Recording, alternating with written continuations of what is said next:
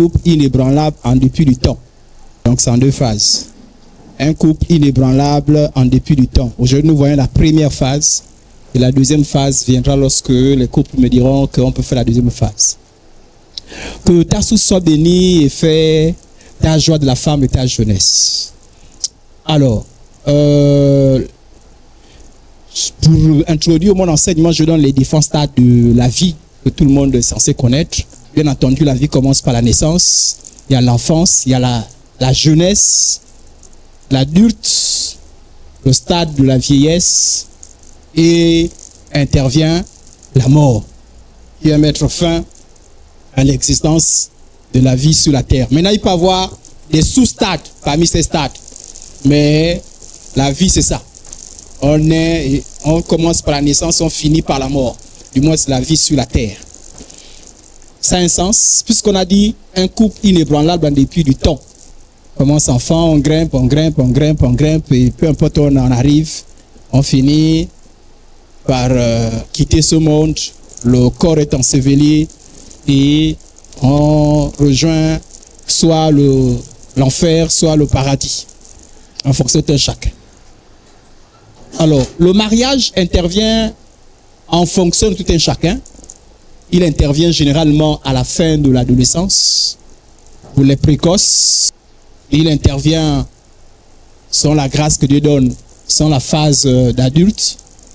Mais il intervient aussi dans la deuxième phase, dans la phase de la vieillesse et la mort. Donc, ça veut dire que c'est dans cette phase-là peut intervenir le mariage. C'est-à-dire que soit intervient et on vit le mariage dans cette phase-là. Je pense que tout le monde est scandalisé si les ados se marient. Voilà. Et après la mort, il n'y a plus le mariage. Donc, c'est cette phase-là. Et généralement, qu'est-ce qui se passe? Pourquoi je vous ai dit ça? Parce que généralement, lorsqu'on fait les enseignements du mariage, on fait l'enseignement du mariage en rapport avec cette phase-là, la phase adulte. Aujourd'hui, je vous change un peu de phase. Rarement, on parle du mariage dans cette phase. Maintenant, quelqu'un peut me dire, qui est vieux ici là pour que tu ne parles de cette phase-là? Mais c'est justement ça le problème. Moi, j'ai beaucoup lu quand il a s'agi de vouloir me marier. J'ai suivi beaucoup d'enseignements. Peut-être vous différemment, mais de tous les enseignements que j'ai faits, de toutes les lectures que j'ai eues, peu, sinon quasiment pas, de tous les enseignements que j'ai reçus, personne ne m'a fait un enseignement en rapport avec cette phase du mariage, avec la phase de la vieillesse. Personne. Et j'ai eu peu. Et je me suis dit qu'il fallait qu'on en parle un tout petit peu. Parce que ça fait un vide. Pourquoi on en parle? Donc, mon enseignement va porter cette phase-là. Pourquoi on en parle? Je vous explique. Parce que c'est une période importante et avec des bouleversements. Et des bouleversements physiologiques, un peu comme la phase de l'adolescence. Je pense que tous les parents parlent, mais les petits-enfants n'en parlent pas. Parce qu'ils n'ont jamais connu cette phase. Et nous, les parents, on en parle parce qu'on voit les troubles, les bouleversements de la vie du jeune et aussi l'effet que ça a sur nous, les parents. Mais la phase également de la vieillesse, où en fait, si vous voulez bien parler, vous voyez me suivre, je parlerai du vieillissement. Parce que le vieillissement commence avant la vieillesse. Le vieillissement, c'est le processus et la vieillesse, c'est l'aboutissement. Donc, en fait, c'est pendant qu'on est adulte que le vieillissement commence. Et si on ne fait pas attention, il y a beaucoup de bouleversements. Et il faut toujours extrêmement être sage et intelligent. Par exemple, même au milieu chrétien, j'ai vu que malheureusement, dans cette phase-là, que beaucoup de couples divorcent. C'est-à-dire que vous avez des couples qui ont mis du temps et parfois vous appréciez leur vie. Mais boum, c'est au niveau de la vieillesse qui divorce. Moi, j'ai vu beaucoup de couples chrétiens que nous apprécions, que nous admirions, qui ont malheureusement divorcé durant cette phase. Et pour moi, ça a été un mythe. Mais comment un couple aussi mythique? Mais parce qu'il y a des problèmes que parfois nous ignorons. Et parfois, quand on ne comprend pas, bon, bien entendu, on ne conseille pas le divorce. Maintenant, on va parler, quand même, ça bien anticipé. Parce que la Bible dit que mon peuple, il faut de connaissance. Justement parce que personne n'avertit. Et quand ça vient, boum, personne n'était averti et ça fait des dégâts. Donc, je vous ai juste fait comme ça pour voir un problème qui se pose. Donc, c'est important d'attirer l'attention. Et d'ailleurs, la préparation de maintenant va aider à vivre cette phase. C'est-à-dire que ce qu'on fait maintenant, contrairement à ce que les gens croient, va déterminer cette phase-là. C'est-à-dire quand tu es conscient de cette phase-là, tu sauras exactement ce qu'il faut faire là. On va voir la démonstration tout à l'heure. On essaie un peu de comprendre. C'est-à-dire que si on ne s'est pas bien préparé ici, il y aura des répercussions ici. Si on s'est bien préparé, donc les gens pensent que ici ça n'a rien à voir, bien sûr une continuité. Il y a des bouleversements qui ne dépendent pas de la bonne volonté d'un chacun. Ces bouleversements, il faut bien que l'on soit capable de les comprendre et de les vivre. On va voir tout à l'heure. Parce que Dieu veut qu'on soit heureux dans cette phase-là, mais en même temps heureux dans cette phase. Alors pourquoi on en parle? Parce qu'il y a des bouleversements physiologiques qui ne dépendent pas de nous, qu'on le veuille ou pas, il y aura des bouleversements physiologiques. Il y a des bouleversements hormonaux, sociaux, et voire même spirituels. Parce qu'il y a beaucoup de choses qui changent. Ce n'est pas pareil. Et ces bouleversements, peuvent être négatifs ou positifs en fonction des dispositions et de la préparation de chacun. Ça veut dire que si on n'a pas eu des bonnes dispositions, parce que c'est maintenant on en parle pourquoi? Parce que maintenant ça veut dire qu'on se dispose correctement. Parce que c'est des bouleversements qui n'ont rien à voir. C'est comme la puberté. Que tu le veuilles ou pas, la puberté va arriver. N'est-ce pas? Et on connaît un peu ce qu'on appelle. Que tu le veuilles ou pas, ça va arriver. Mais que tu le veuilles ou pas, cette phase-là va arriver. Ça ne dépend pas de toi. Mais comment il fait face quand on est en couple? Parce que le thème c'est un couple inébranlable en dépit du temps. Comment est inébranlable? Parce que on ne peut pas voir des gens qui réussissent. Parce que moi, je vous dis que moi, j'ai le témoignage de ceux qui, à mon avis, ont réussi cette phase d'adulte. C'est-à-dire que, vous avez vu, c'était très beau, c'était très bien, apprécié. Qui ont même enseigné comme j'enseigne là. Mais qui, poum, tout a changé. Et vous regrettez. C'est-à-dire vous oubliez même ce qui s'est passé. Qu'est-ce qui s'est passé? Il y a des choses qui se passent. Parfois, on ne prend pas conscience. Mais non, tout ce qui se passe n'est pas justifié forcément par les bouleversements.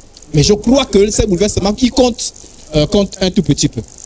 Alors, le chrétien marié ou qui désire se marier va avec l'espérance à longévité, puisque nous tous on désire vivre longtemps. Au nom de Jésus, que Dieu nous fasse la grâce de vivre longtemps. Et si on veut vivre longtemps, ça veut dire que si tu es marié ou tu désires te marier, ça veut dire qu'à un moment donné, ton couple va entrer dans cette dernière phase-là qu'on a vue, dans la phase de la vieillesse. Et aussi que l'ignorance tue. Et les démons et les sorciers aiment l'ignorance, parce qu'ils exploitent l'ignorance pour faire tous les dégâts. Par contre, lorsqu'on connaît, la connaissance est une arme, ou le savoir est une arme de réussite, et qui favorise l'épanouissement. Donc, chaque chrétien marié a le devoir de s'y préparer par l'instruction inspirée par la Bible, bien entendu inspirée par la Bible, pour envisager l'avenir avec sérénité. Donc, c'est l'introduction de notre grand enseignement. Maintenant, on rentre un tout petit peu dans la phase.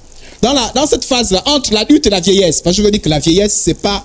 Le vieillissement, c'est un processus. C'est-à-dire que vous allez voir qu'en réalité, qu'on le veuille ou pas, si on est dans 45 ans, 50 ans, le processus de vieillesse a commencé.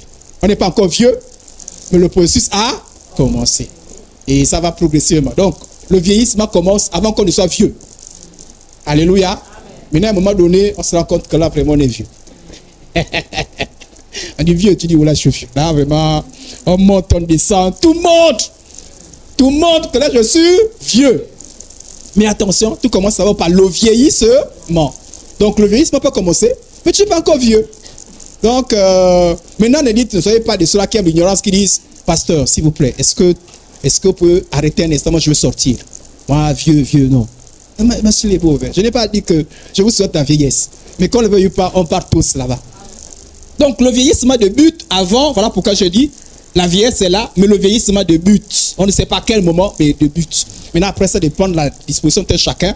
Maintenant, le vieillissement commence comment? Il y a la retraite. Quand on te met en retraite, en réalité, on te dit, le vieillissement commence. Amen. Bon, si on est pour l'un, on te dit pas tu es vieux. On dit non, ça a commencé quand même. Va quand même te reposer. Donc, une fois dit retraité, hey! Vous allez voir clair. Bon, là, certains qui sont toujours dans non. Bon, on n'a pas dit que tu as la vieillesse, mais reconnais quand même quelque chose qui change. Amen. Mais il y a aussi d'autres indicateurs. Il y a la ménopause et chez les hommes, qu'on n'en parle pas trop, l'andropause. On va parler un peu chez les hommes. Parce que on parle plus des femmes en ménopause, mais on ne parle pas de l'andropause. Et on ne parle pas, même très souvent, même il y a les femmes qui connaissent la ménopause, c'est quoi? Ils connaissent un tout petit peu, mais ils ne connaissent pas ce que c'est. Parce que moi, je vois souvent, être en contact avec les gens qui sont au 3e âge, je vois souvent que beaucoup ignorent les effets de la ménopause. Parce que si on les ignore, on les prend soit pour des attaques, soit pour des maladies. Or, les effets de la ménopause n'ont rien à voir avec la maladie. C'est un processus normal. Moi, je me souviens de, quand je parle souvent de la puberté aux enfants et je dis, bon, qui a eu les règles, etc. Et il y en a certains me disent certains ont eu des règles. Et je me souviens d'une jeune fille qui m'a dit, monsieur, le jour que j'ai eu les règles, j'ai cru que j'étais blessé. Je suis allé chez moi, maman, je me suis blessé. Comment? Devant. Je saigne. C'est la maman qui l'a dit, non, tu n'es pas blessé, c'est normal. Mais parce que n'étant pas préparée, elle a pensé qu'elle était blessée. Donc il y a des choses, ça veut dire que si elle n'avait pas informé, elle pensait qu'elle est blessée. C'est une maladie. Or, ce n'était pas une maladie, c'était une phase naturelle. La vieillesse est définie comme étant le troisième âge. Et on parle souvent de personnes âgées, des seniors ou l'âge d'or. Alors le vieillissement intervient par parler. Donc même dans le vieillissement, dans la vieillesse, c'est pas la même chose. Il y a ce qu'on appelle les jeunes seniors, il y a les seniors et il y a les grands seniors. Bon, quand tu arrives 90 ans et plus, c'est là où on parle de longévité. Voilà, donc on parle de longévité, on dit ah, tu as beaucoup vécu, hein. C'est quand tu as dans ce stade-là. Ici, là, on sent que tu es en train de... Alors, les caractéristiques de la vieillesse, donc je parle un peu de vieillesse, juste pour planter le deux. C'est pas ça, c'est juste pour nous aider à comprendre l'enseignement. C'est bon? Ok. Donc on n'est pas venu faire un cours, c'est juste pour nous aider. C'est utile pour nous aider. La retraite, dans les caractéristiques de la vieillesse, donc ça commence aussi sur le plan social par la retraite. Il y a la ménopause, l'anthropause, des changements physiques, un corps qui vieillit. On a l'apparition des rides, des ridules, on appelle ça les ridules au départ. Les ridules, ce sont des semblants de rides. Les rides ne sont pas encore là. Et tu sais, hey! Et là on commence à mettre toutes les crèmes. Il n'y a pas encore les rides. Et après ça apparaît. La masse musculaire tend à s'atrophier parce que nos muscles sont... le muscle est normalement élastique. Mais il perd en élasticité. Voilà pourquoi il a tendance à être un peu... Vous voyez, non? Fatigué. Voilà, ça s'atrophie. Ça mincit. Les os commencent à se fragiliser. Voilà pourquoi beaucoup de nos mamans et nos papas, oh non, les pieds là, les pieds là, les pieds là. Et de manière, la plupart, ils ont toujours fusil nocturne. Oh, m'attaque. Oh, les démons. Mais c'est rare. Je n'ai jamais quasiment quelqu'un qui a dit non, c'est la vieillesse. Rare. Bon, peut-être vous, hein. Mais personne ne dira que c'est... Bon, maintenant après, même si c'est la vieillesse, il y a des efforts. Maintenant, même ça aussi, en fonction des dispositions, ça peut être... ça peut apparaître, ça peut arriver tôt ou tard en fonction. D'accord? En fonction des dispositions, ça peut aussi venir plus vite. On va voir un tout petit peu. On est là-dessus un tout petit peu avec la grâce. Et la Bible en parle un tout petit peu. Voilà. Il y a aussi la force physique qui commence à diminuer. Que tu le veuilles ou pas, quand tu es soulevé facilement, ça commence à diminuer. Voilà. Fléchissement des facultés mentales. Tu commences à vite trop oublier. Ouais. Tu commences à... La réflexion c'est plus vite. Là, tu refais ça en 1 minute, il te faut 5 minutes. Ben ça commence. Le corps est en train de te dire, les facultés sont en train de te dire, non, là, vraiment, tu es en train de faire comme ça. Voilà. La vision et l'audition commencent à décliner. Voilà. Et ça, moi, j'ai observé ça chez moi. Moi qui voyais très bien, je fais déjà des efforts. J'arrive à faire comme ça. Mais jusque-là, je lutte pour les verres. Mais je sens que d'ici l'année prochaine, je vais porter les verres. Maintenant, ceux qui sont plus jeunes, qui portent ça n'a rien à voir. Mais, il faut que tu aies une bonne vue. Quand la vieillesse intervient, ça diminue. L'audition également diminue. Donc, vous le verrez ou pas, si tu as un peu de moyens, tu portes un peu de verre. Juste une petite parenthèse, il y a des moments de notre vie où on veut qu'on nous appelle grand. Il y a des moments où on n'a plus envie on ne veut plus qu'on nous appelle grand. Quand on dit, papa, qui est papa? Moi, je suis ton père. Et je vais faire la parenthèse. Donc, aussi, il y a la vulnérabilité aux maladies, donc les fuites urinaires, le rhumatisme, le diabète. Donc, on est un peu plus vulnérable. Et voilà pourquoi il faut aménager la manière de manger, etc. et toutes ces choses. Réduction progressive d'autonomie, c'est-à-dire qu'il y a des choses qu'on faisait seul, mais là, vraiment, de plus en plus, on a besoin d'aide. Il y a aussi la solitude, parce que lorsque vous rentrez dans la phase de la vieillesse, en fait, vous vous rendez compte que beaucoup de vos amis, certains commencent à mourir. Voilà. Quand on est jeune, quand ils meurent, c'est exceptionnel.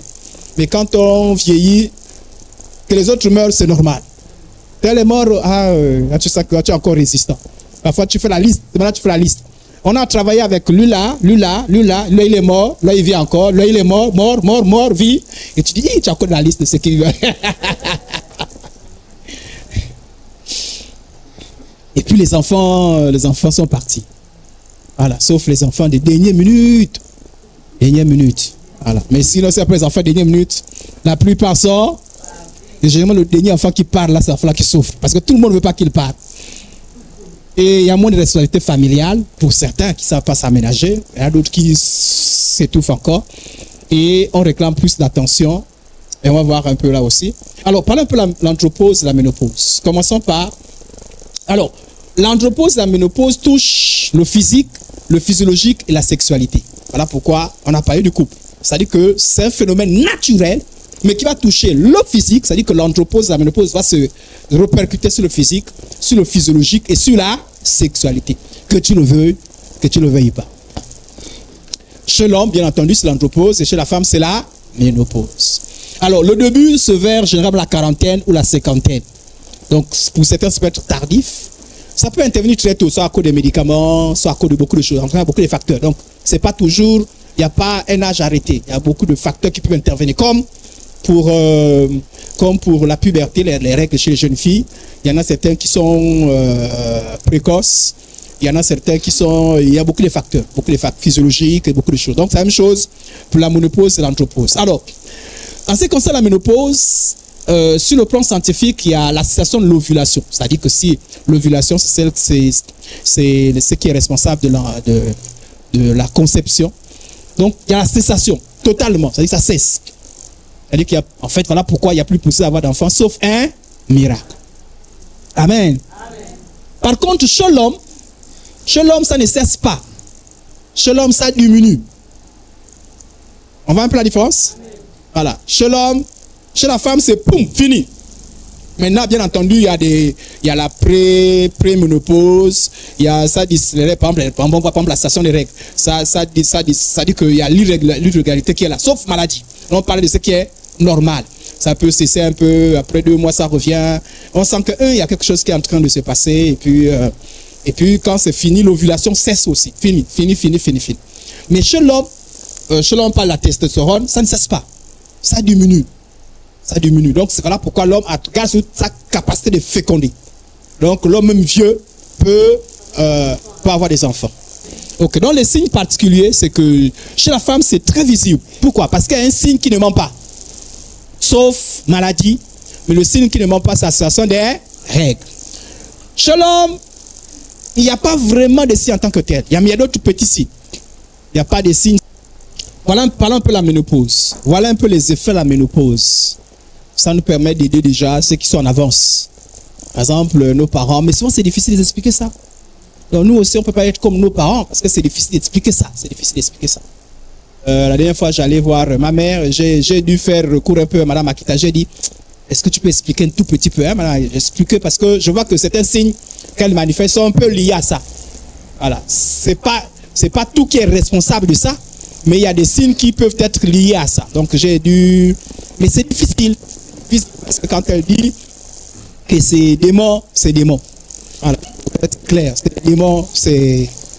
Bon, la distinction entre ce qui est démon et ce qui est, voilà, l'ordre naturel. Ok. Bien entendu, on a besoin de vigilance, mais chez eux, il y a... Non, c'est forcément démon. Alors, maintenant, quels sont ces signes-là? Maintenant, ces signes-là, ça ne veut pas dire que dès que tu as la ménopause, tu as tous ces signes. Non. Il y a la possibilité que certains signes apparaissent. Donc, ça dit que c'est parce que deux femmes ménopausées peuvent forcément manifester les mêmes signes. Est-ce qu'on a compris? Mais ce qui est sûr, la ménopause doit forcément provoquer parmi certains de ces signes. Maintenant, ça dépend où ces signes peuvent se manifester en fonction de l'activité physique, de beaucoup de choses, il y a beaucoup de facteurs. Mais ce qui est sûr, ces signes vont se manifester. On le sent ici, la ménopause, on a les bouffées de chaleur. Et les bouffées de chaleur de sueur abondantes, de sueur nocturne avec la ménopause. Voilà, donc tu as une sensation de chaleur qui est un peu anormale. C'est-à-dire que toi, chaleur, mais il y a... Voilà, là où l'autre sent que non, la température est bonne. Mais ce n'est pas une chaleur externe, c'est une chaleur interne, vue à cause des changements hormonaux dans ton corps. Il y a aussi un problème, c'est-à-dire que c'est bizarre, on a remarqué que la ménopause a un effet sur le cardiaque. Donc ça a des effets cardiaques. Donc le cœur peut présenter un fonctionnement peu anormale. Du moins, c'est pas une maladie, mais il y a des effets. Je vais parler dans la profondeur. Il y a aussi la peau. La peau, ça se voit. Hein. Je vous ai dit perte d'élasticité. Sensation de gonflement du ventre. Ça dit que c'est pas forcément que le ventre se gonfle, mais tu as cette sensation-là. Sensation comme si tu avais mangé, une sensation c'est un peu serrée. Il y a aussi des troubles digestifs. Mais c'est lié parce que le corps est géré par beaucoup des hormones. Donc quand il y a un problème au niveau hormonal, ça a des effets. Donc, il y a la densité osseuse qui prend un coup. Voilà, pour les problèmes de calcium vont vite se poser. Parce que vraiment, au niveau des articulations, on va avoir tout ce problème qui se pose. C'est naturel, parce que la vie décline un tout petit peu. Il y a les ongles cassants. Pour certains, il y a la prise de poids. Il y a d'autres qui perdent le poids. Voilà, il y a parfois, ça dépend de certains. Il y a le trouble de l'humeur. Le trouble de l'humeur, on va expliquer aussi pourquoi il y a ce trouble-là. Mais naturellement, il y a le trouble de l'humeur, l'irritabilité, la dépression, la fatigue, l'insomnie, trouble de mémoire, dépression, vertige. C'est naturel. Ça dit que c'est une attaque, c'est pas une maladie, c'est naturel. Maintenant, après, on peut trouver des solutions. Quand vous allez à l'hôpital, on vous trouble, il n'y a pas une maladie il n'y a pas un médicament pour la ménopause. Ça dit qu'on essaye de diminuer un peu les effets. C'est-à-dire, si tu as les vertiges, on va essayer de donner un médicament qui peut calmer un peu les vertiges.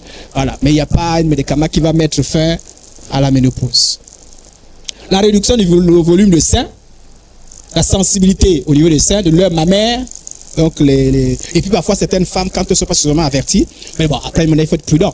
D'autres pensent déjà, c'est tellement sur le cancer des seins qui commence. Pas forcément. Voilà. Parce que quand j'ai mal, maintenant, toute douleur ne veut pas forcément dire que c'est un cancer. Petite parenthèse, il n'y a que le médecin qui confirme qu'il y a le cancer. Parce qu'il y a des femmes, c'est le cancer, je sens que... Est-ce que tu as fait des examens qui ont confirmé? C'est-à-dire que tu es maintenant prophète de malheur. C'est pas le cancer parfois. Va d'abord à l'hôpital et puis on dira si oui ou non il y a cancer. C'est bon? Ok. Il y a aussi les organes génitaux, donc voilà de la sexualité. Le vagin, la vulve, l'utérus qui s'atrophie. Diminution du désir sexuel. Donc c'est plus, la libido c'est plus vraiment ça. Et puis bon, il y en a certains maris qui disent, est-ce qu'il m'aime encore? C'est-à-dire que le désir qu'il y avait là, c'est plus comme quand on était jeune. C'est-à-dire que, bonjour frère. Ah, je suis ton frère. Ouais. Ça ne bouillonne plus. Amen. Mais attention, on pose le problème. Maintenant, après, on va voir comment corriger ces choses. Parce que je vous ai dit qu'il y a des dangers. Je vous ai dit qu'attention, il y a des choses qui se passent. Mais, parce que naturellement, c'est-à-dire que c'est pas toi que tu ne ressens plus le désir comme la jeune fille de 20 ans, 35 ans. C'est plus la même chose. Voilà. Oh, la jeune fille de 35, ça vient seule. Wouh! Mon mari, tu es arrivé. Wouh! Et toi, tu sens que tu fais beaucoup d'efforts. On arrive, on pose d'abord le diagnostic, d'accord? Mais non, on vient maintenant tout à l'heure par la suite. Sinon, je me perds. La réactivité sexuelle plus lente. C'est-à-dire que à l'époque, tu touchais seulement un peu. Wouh! Wouh! Et tu touches là. Tu dis, ah, ça ne fait plus rien. Non, réfléchis. Si tu es intelligent, tu comprends que non. C'est pas elle. Je double encore d'effort. C'est un peu comme quand tu roules une voiture. Il y a des moments quand le moteur encore, dès que tu touches un peu, fou. Et donc c'est la même chose. C'est pas qu'elle fait exprès, mais la réactivité n'est pas forcément pas pareille. Il y a la sécheresse vaginale. Tout le monde connaît, ceux qui connaissent la sexualité, connaissent qu'il faut la lubrification. Mais la lubrification ne se fait plus rapidement. Alors il faut lutter. Parfois il n'y en a même pas. Voilà, vraiment, parfois, il n'y en a pas. Et puis, quand il n'y a pas la lubrification, tout le monde sait qu'il y a les douleurs, il y a la possibilité des blessures, il y a beaucoup de choses qui interviennent. Mais donc, la lubrification qui est là pour faciliter l'activité sexuelle n'est plus vraiment là. Donc là, il faut trouver des solutions. Amen. Ok, donc, la lubrification moins rapide ou moins abondante. Les poils pubiens deviennent de moins en moins nombreux. Troubles urinaires, les fuites urinaires. Comme ça arrive chez les femmes. Voilà, ça arrive chez les femmes, les fuites urinaires. Ça dit qu'indépendamment, peut-être pas la maladie, mais tu vas avoir des fuites, et il faut prendre des mesures. En ce qui concerne la ménopause. Entrons dans la andropause, qu'on ne parle pas beaucoup. Donc, monsieur, voilà ce qui nous arrive. C'est à peu près la même chose, mais il y a un peu de différence. C'est à peu près, voilà, 80%, c'est à peu près la même chose. Donc, les bouffées de chaleur aussi chez les... Maintenant, les sueurs abondantes, l'insomnie, les fatigues, perte d'énergie, les palpitations cardiaques, je veux dire que ça atteint le cœur. Les glandes, c'est bizarre, il semble-t-il. Que c'est bizarre, chez les femmes ça s'atrophie, chez l'homme ça tend à se développer. Accumulation de la graisse au niveau de l'abdomen. Donc ne me regardez pas, je suis encore jeune. Ça n'a rien à voir. Une peau amincie et sèche. Donc on a aussi la fragilité osseuse. Le risque de fracture. C'est-à-dire que là où tu avais des efforts facilement tu te fractures le pied parce qu'il y a une fragilité. Il y a le trouble de la mémoire, difficulté de concentration, trouble de l'attention, manque de confiance en soi, je vous explique tout à l'heure. L'indifférence, changement d'aptitude et d'humeur. Diminution, je vais vite parce que c'est à peu près la même chose. Changement, diminution de la force et la masse musculaire, diminution de la pilosité pubienne, une baisse de la libido. Chez l'homme aussi, on voit ça. Maintenant, ces choses se remarquent lorsque vous avez une différence d'âge. C'est là, en fait, c'est là où intervient la différence d'âge. C'est-à-dire qu'en fonction de l'âge, c'est là où on voit toute la différence. Parce que on ne manifeste pas ça au même niveau. C'est pas chez l'homme, voilà, AA, BB, non. Chez l'homme, c'est un petit peu tardif, donc c'est pas la même chose. Voilà pourquoi, maintenant, vous allez voir que la parole va venir maintenant arranger toutes ces choses.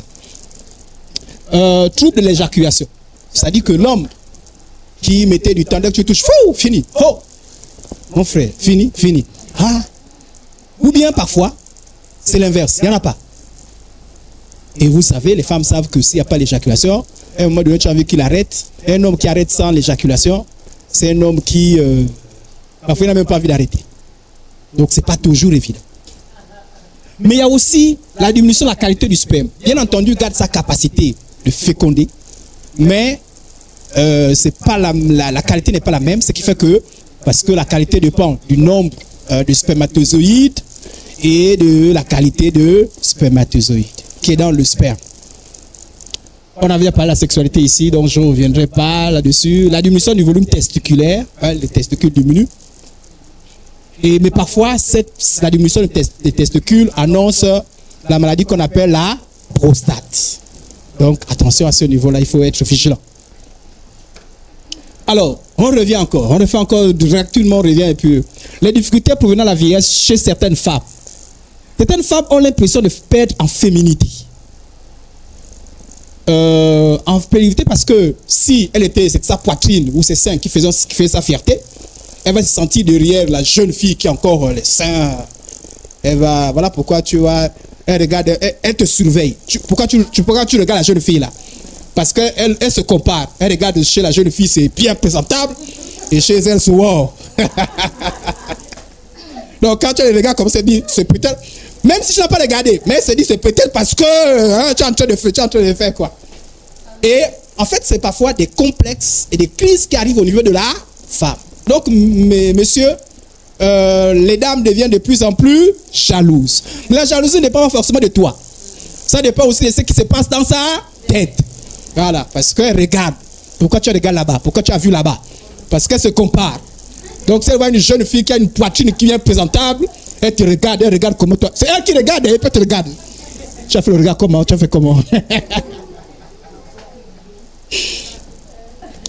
Mais parfois c'est vrai que les hommes... Pourquoi les sœurs vous amènent rapidement comme ça? Alors, donc, et puis parfois on a l'impression de ne plus sentir plus désirable. Et puis les complexes viennent. Les complexes des cheveux blancs, les complexes des rides. Donc, elle achète la pommade là, c'est plus la pommade là. La pommade là, tout, tu arrives comme ça, les gamins. Bon, chez nous, les noirs, c'est encore un peu plus poussé. Mais chez les blancs, avec la chirurgie esthétique, vraiment, c'est. Tu vois, quelqu'un qui te dit, j'ai déjà eu 30 opérations. Même moi-même, une seule, je redoute, mais 30.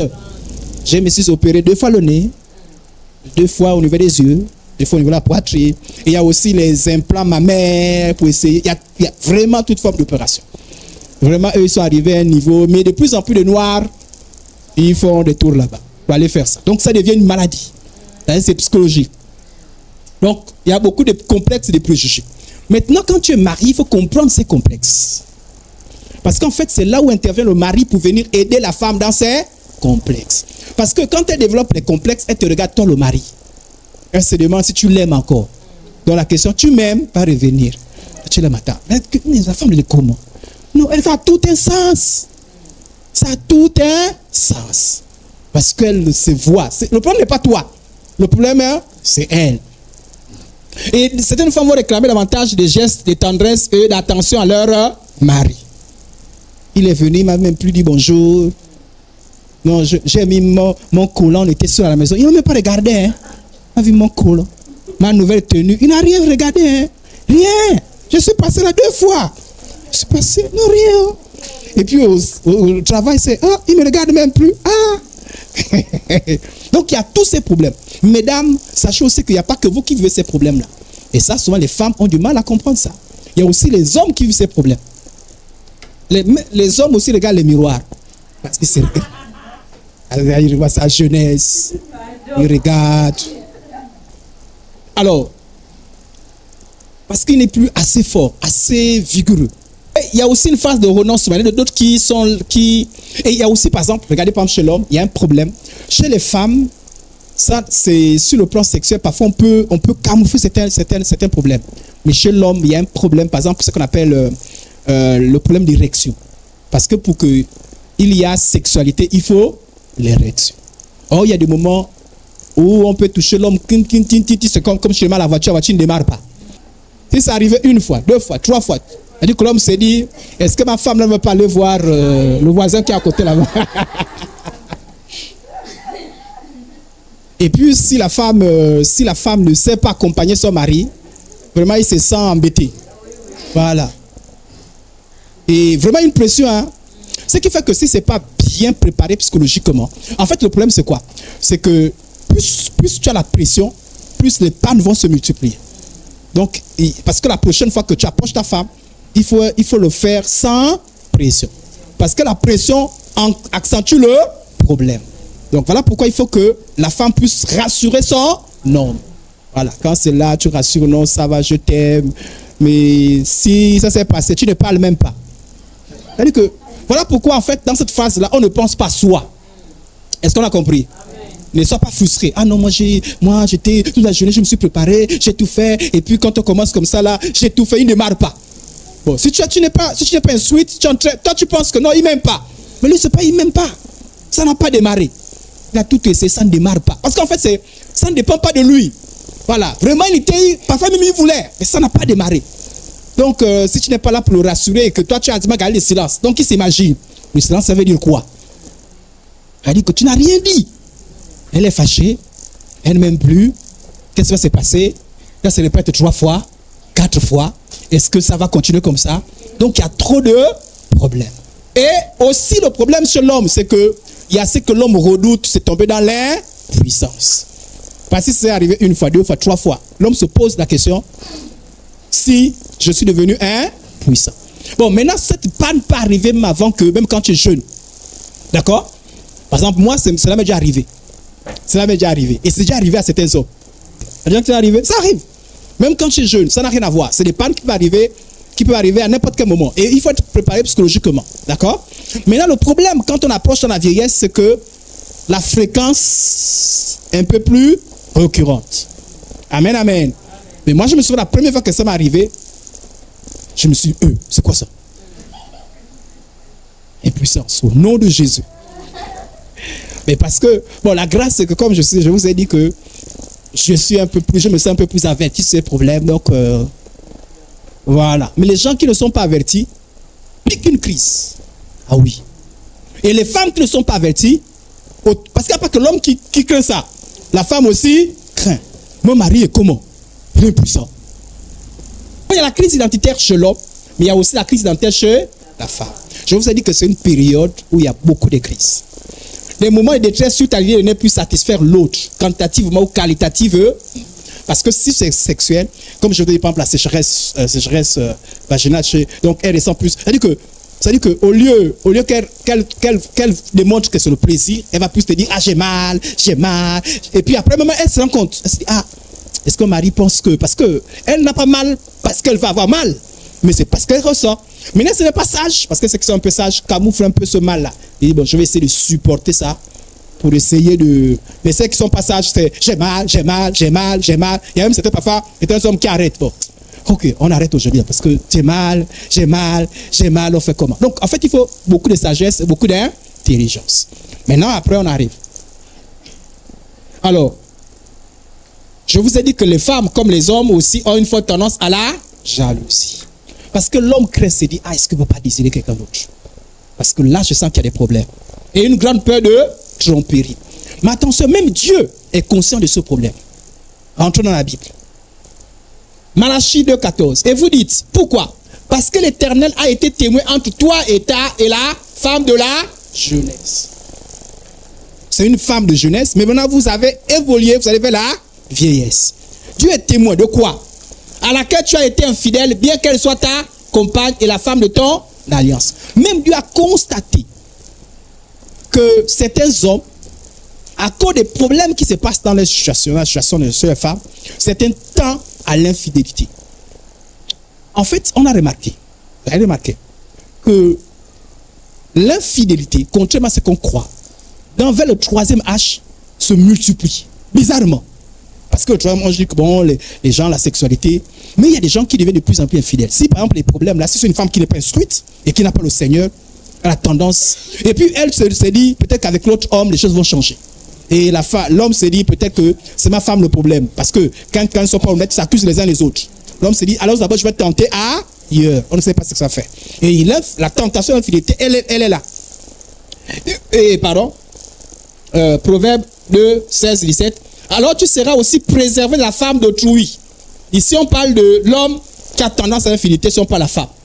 Alors tu seras préservé de la femme d'autrui, de l'inconnu aux paroles angeleuses, qui a quitté l'époux. On a dit l'époux, donc c'est la femme qui a quitté l'époux. L'époux de comment? De sa jeunesse. Et qui a oublié l'alliance conclue au nom de son Dieu. Et ça, c'est la vérité. Je vous ai dit que j'ai vu des couples chrétiens qui étaient des bons couples, de jolis couples, appréciables, mais qui malheureusement ont connu ce problème. Parce qu'il n'y a pas eu cette sagesse-là. Alors, mais la Bible, parole de Dieu, commande de ne pas céder à la tentation à l'infidélité. Nous l'enseignement là. C'est pour dire, si vous êtes épanoui, vous devez tout faire pour être épanoui. Même dans la vieillesse. En dépit de ces problèmes. C'est bon, on essaie de comprendre au centre de parties. Voilà. C'est dire, attention les problèmes qui vont arriver, mais comment faire que ces problèmes ne vous divisent pas, ne vous détruisent pas. Voilà, c'est très important. En fait, c'est là où je suis entre les parties. Malachie 2,15. Nous n'avons fait cela avec un reste de bon sens. Un seul l'a fait. Et pourquoi? Parce qu'il cherchait la postérité que Dieu lui avait promise. Prenez donc garde en votre esprit. Prenez garde au niveau de l'esprit, de ta pensée, de ta réflexion. Prenons garde à votre esprit et qu'aucun ne soit infidèle à la femme de sa jeunesse. Tu as commencé avec elle, tu termines avec elle. Et c'est ça le souhait. On commence, on termine. Amen, amen. Et c'est la même chose ici. Si tu maltraites mes filles, c'est Dieu qui parle. Hein? Et si tu prends encore d'autres femmes, ce n'est pas un homme qui sera avec nous. Prends-y garde. C'est Dieu qui sera témoin entre moi et toi. Dieu intervient pour dire, moi je ne veux pas de problème. Autrement dit, vous allez commencer jeune, dans la vieillesse, vous êtes ensemble. Dieu ne veut pas les couples qui se divisent. D'où mon enseignement. C'est-à-dire comme vous voyez joli couple, beau couple, continuez jusque dans la vieillesse, jusqu'à Dieu que vous sépare. Amen, amen. Donc la sérénité. Dieu commande la fidélité même dans cette tranche d'âge. C'est-à-dire, mais peu importe le problème qui se pose, homme soit fidèle. Peu importe le problème qui se pose, femme soit fidèle. Vous allez commencer, terminer. Même si les problèmes se posent. Parce que ce qui rassure quelqu'un, vraiment les couples épanouis, c'est que malgré les problèmes que tu as, l'homme te rassure. Malgré les problèmes que tu as, la femme te rassure. Les femmes épanouies, c'est les femmes qui savent que malgré les problèmes, même sur le plan sexuel, des désirs, comment? Mon homme sera toujours là. Quelle paix. Malgré les problèmes, ma femme sera toujours là. S'il y a une panne, ma femme est là. Elle ne va jamais regarder. Parce qu'elle est loyale. Elle est fidèle. Amen. Amen. Là, ma femme a dit Amen. Là, je me sens rassuré encore. Amen. Là, vraiment. Il y a quelqu'un qui dit, ma femme aussi a dit Amen. Là, vraiment. Je reprends encore. Voilà. Amen. Et c'est vice versa. Les hommes rassurer les femmes. Parce que c'est plus les femmes qui payent que les hommes. Ah oui, beaucoup de gens qui partent, c'est plus les hommes. À ça, moi, dans mon observation que j'ai eu à faire, c'est plus les femmes qui subissent. Parce que les hommes se font comme une deuxième jeunesse. Mais les femmes, je vous dis pourquoi aussi beaucoup les hommes partent. Vous faites preuve de sagesse. Du moins, c'est du peu que vous pouvez. Le reste, c'est Dieu. Le reste, c'est l'homme. Mais au moins, quand même, faire des petites choses. C'est bon? Amen. Ok. Sauf, maintenant, il y a une bonne nouvelle. Parce que là, je vais prendre le problème, c'est ci, le problème, c'est une bonne nouvelle. Sauf grave problème de santé, rien n'empêche au couple de vivre une sexualité épanouie. Ah bon? Avec tous ces problèmes-là? Oui, c'est possible. Amen. Amen. Maintenant, dans la bonne nouvelle et la mauvaise nouvelle. Il y a les mauvaises et les bonnes nouvelles.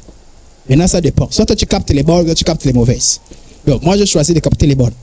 Mais les nouvelles, c'est pour nous, les mauvaises, c'est pour nous avertir. En fait, si pendant que tu es encore dans la phase de jeunesse ou d'adulte, là, si déjà là, tu as des problèmes, c'est-à-dire que si déjà là, sexualité chez toi, il y a toujours des problèmes, mais c'est-à-dire que tu es là, non, il n'y a pas le désir, non, il n'y a pas de... Il est fatigué.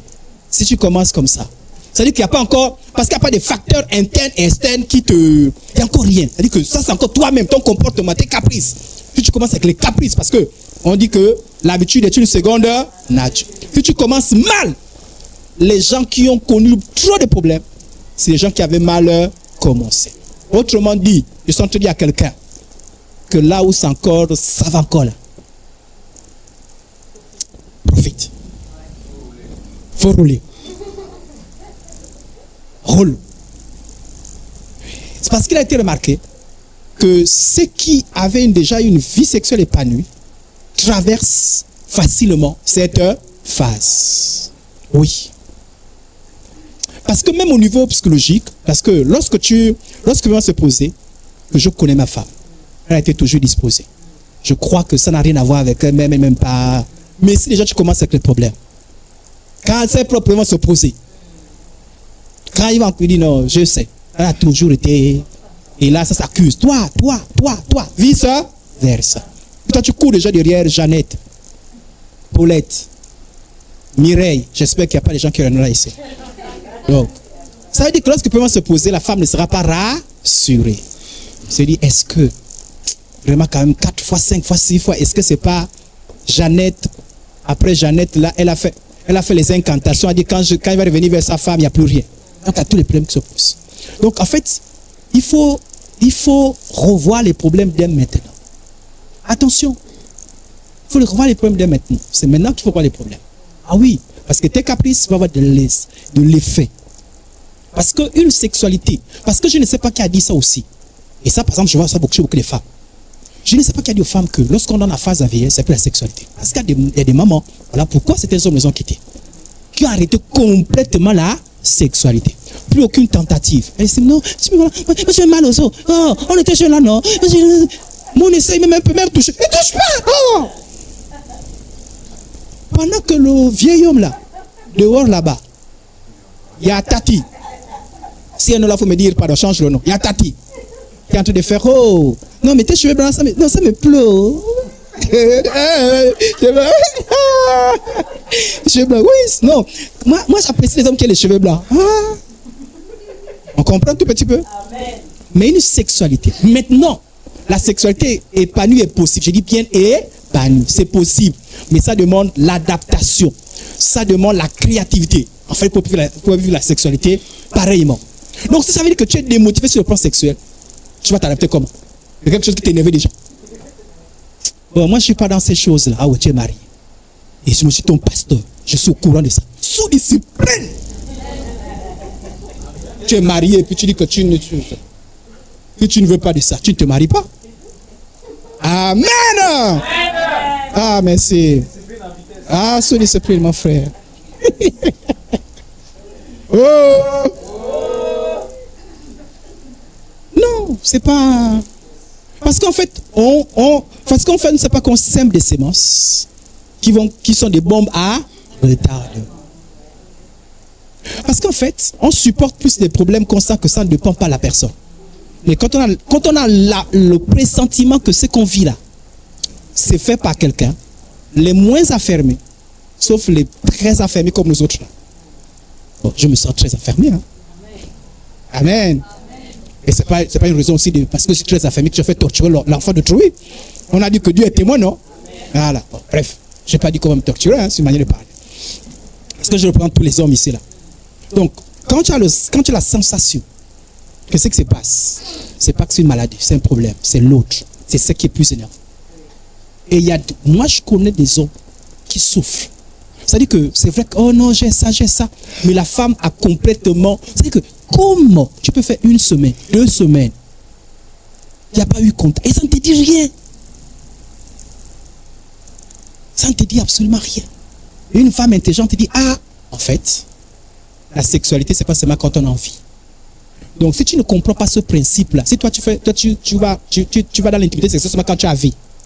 Mais pourquoi tu... Oh, moi c'est 1 fois par mois que ça vient. Si tu attends, quand ça vient, je t'annonce qu'il y a une phase où ça ne viendra plus. Puisque même là, quand tu es normal, c'est 1 fois. Quand la ménopause va intervenir, c'est 1 fois tout le trimestre. Or, dans cette phase que je vous ai décrite là, dans la phase de vieillissement qui avait la vieillesse, on n'attend plus le désir. C'est-à-dire, on s'est dit, ça fait 2 fois. 2 jours, 3 jours, ma femme n'a pas de contact sexuel, on craint. La Bible dit quoi? Que en toute occasion favorable ou pas, annonce les venger. La même manière pour la sexualité, c'est le même principe. Dans la parole de Dieu, vous ne comprenez pas ces principes-là. C'est-à-dire qu'il y a des moments où on a en intimité quand on ressent le désir. Mais il y a des moments où ce n'est pas le désir. Chaque fois que je suis allé vers ma femme, il n'y a pas eu le désir. Non, il n'y a pas le cœur qui a fait. Et le jour, ça vient. Les jours, vraiment, je ne sais pas ce qui m'arrive. Dès qu'elle passe un peu, oh yo. Dès qu'elle bouge un peu, oh yo. Mais il y a des jours, il n'y a rien. Et justement, moi-même, justement content de savoir. C'est une sœur en Christ. Je ne suis plus sœur en Christ. Mais je me dis, quand même, je me suis trop occupé un peu des choses de Dieu, des enfants. Il faut que je trouve un temps. Il n'y a pas eu quelque chose. Je dis, il faut que je trouve un temps. Est-ce que vous comprenez? Voilà.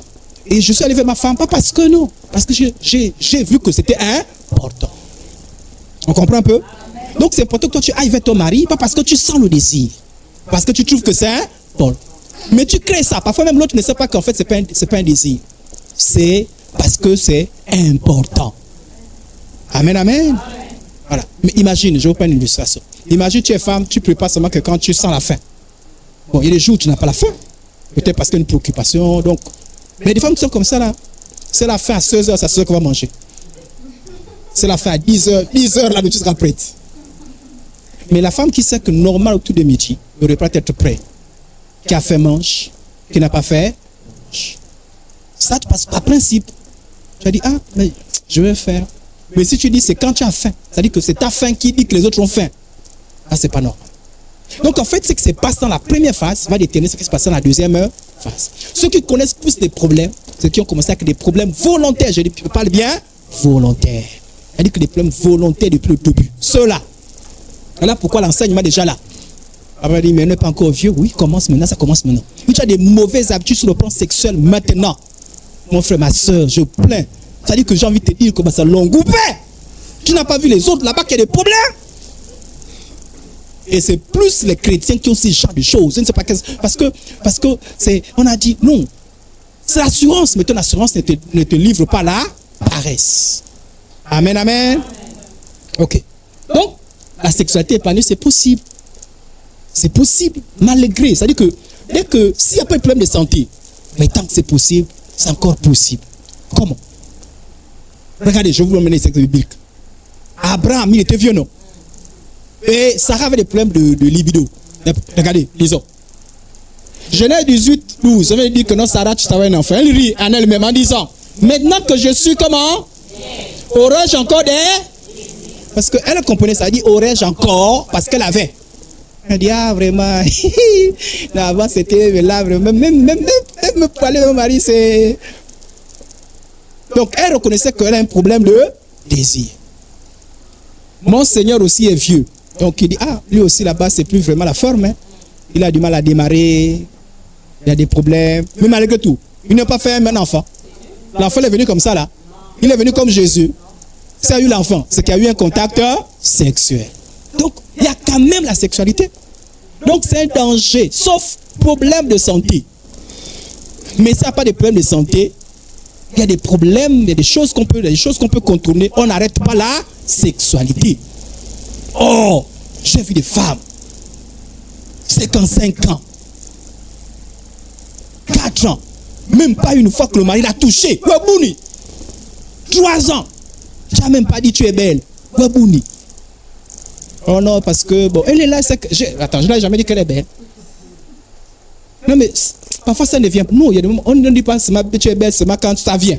Dis seulement comme ça, là. Tu es belle. Même ta chair te dit, ne parle pas. Tu non, je parle. C'est important. Tu es belle. Même si tu vois les rides, tu dis, et c'est bon, c'est vrai pour toi.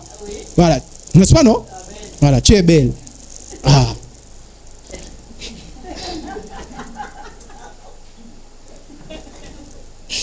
Ben, moi aussi, j'apprends. On ne pas dire, oh, mais donc il est fort. Oh, moi aussi, j'apprends.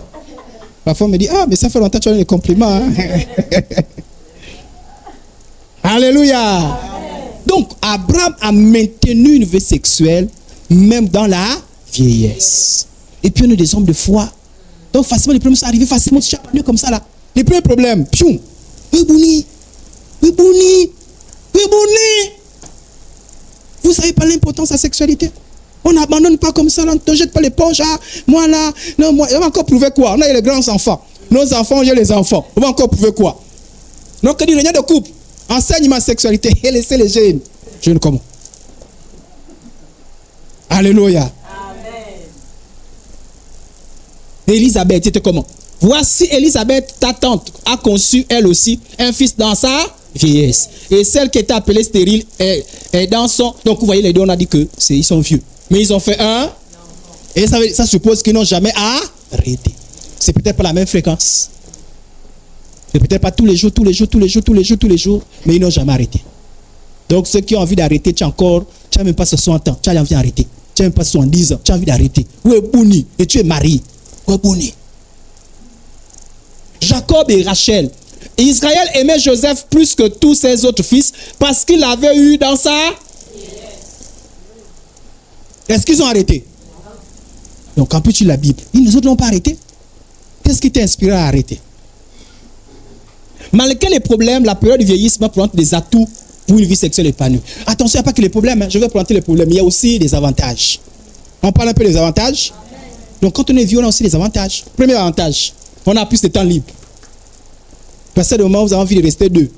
Papa, il n'y a pas à manger. Dis à maman qu'il n'y a pas à manger.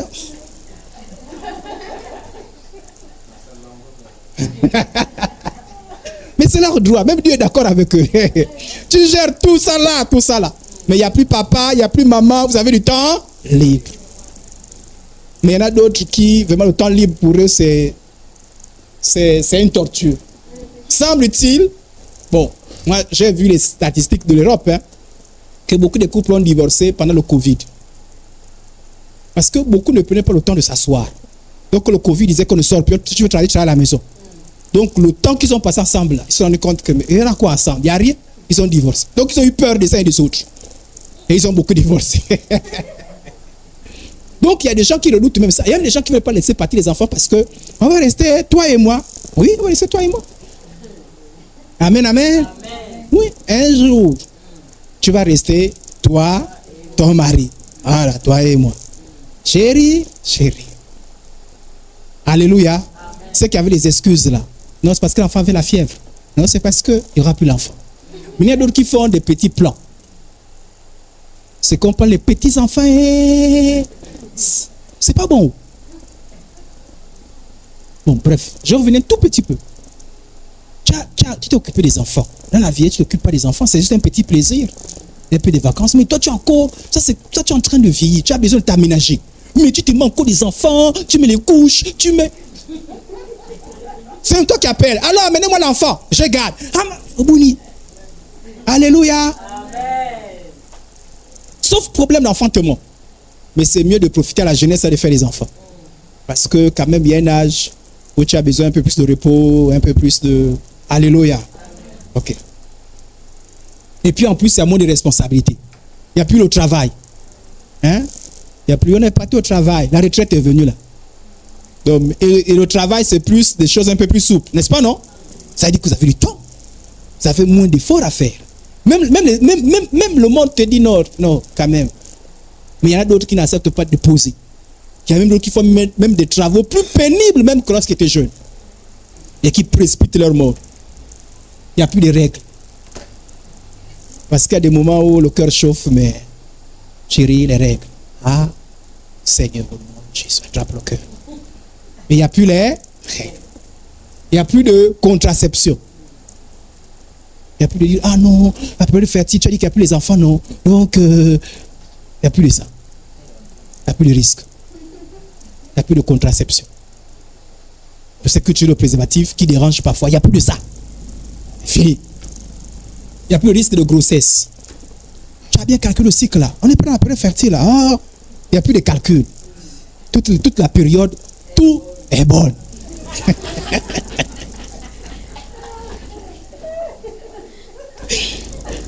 Amen. Amen. Donc du lundi au dimanche, c'est bon.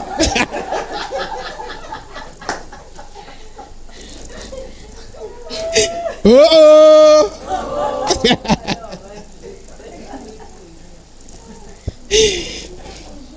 Alléluia. Mais je vous ai dit que la sexualité là demande l'adaptation, plus d'attention et d'affection.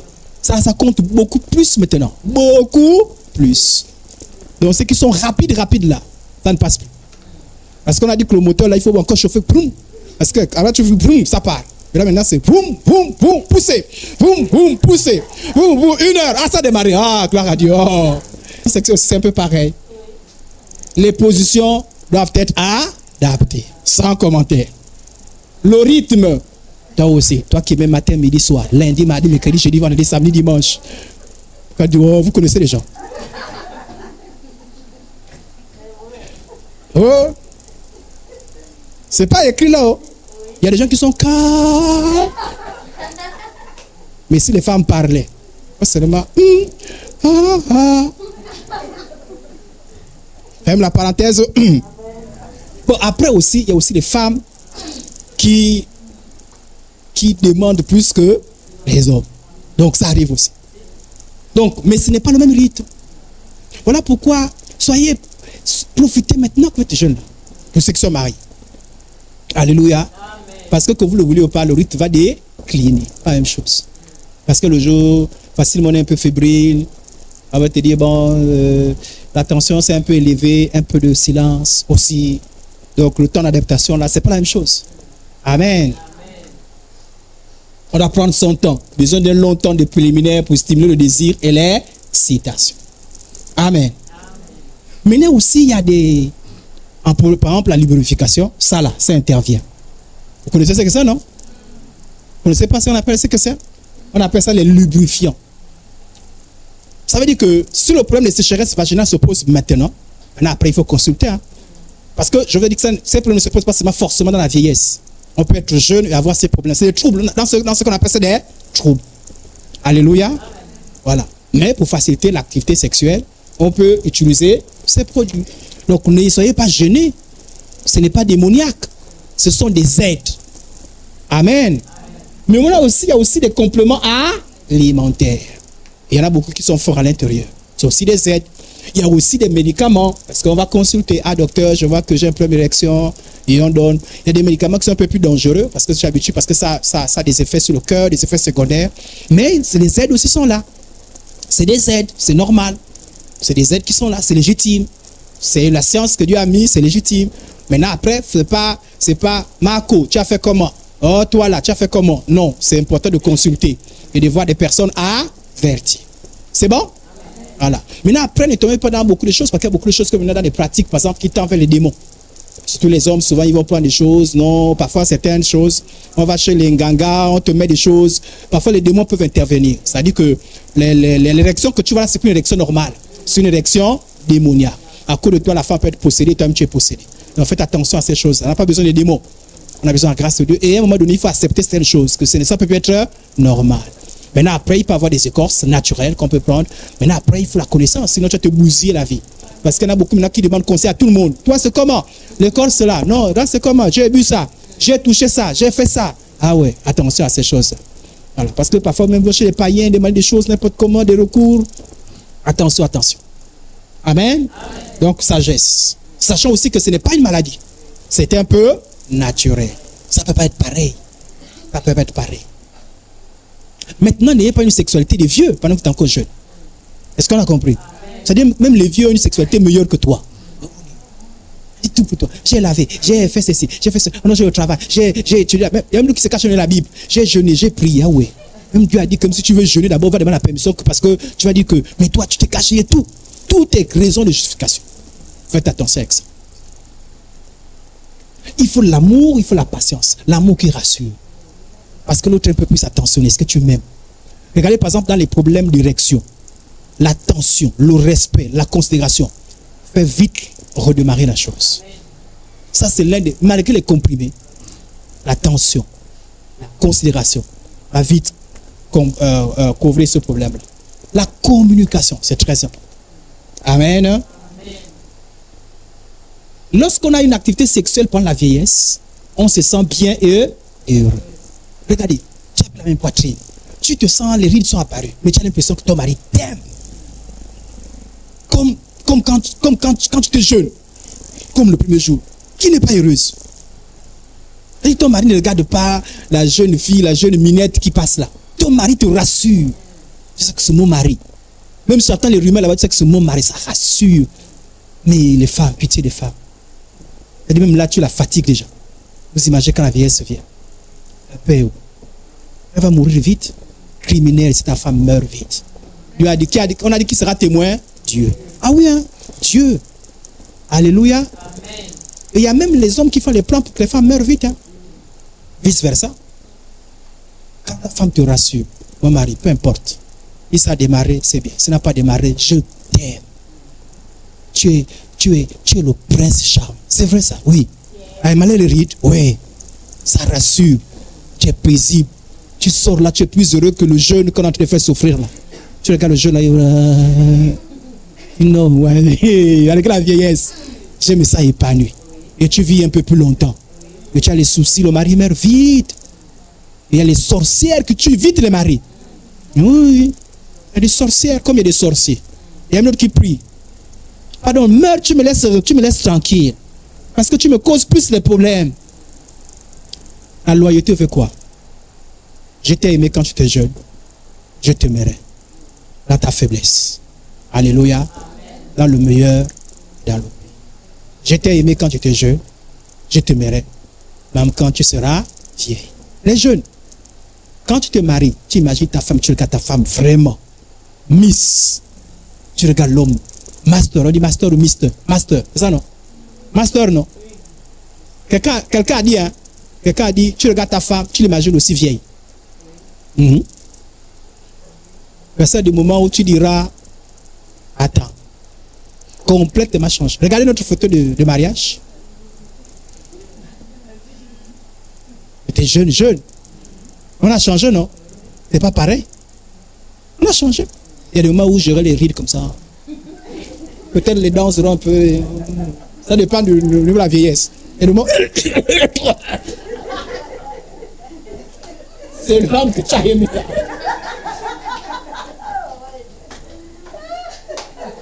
C'est lui, il n'a pas changé, c'est le même. Pardon, donne-moi le haut là.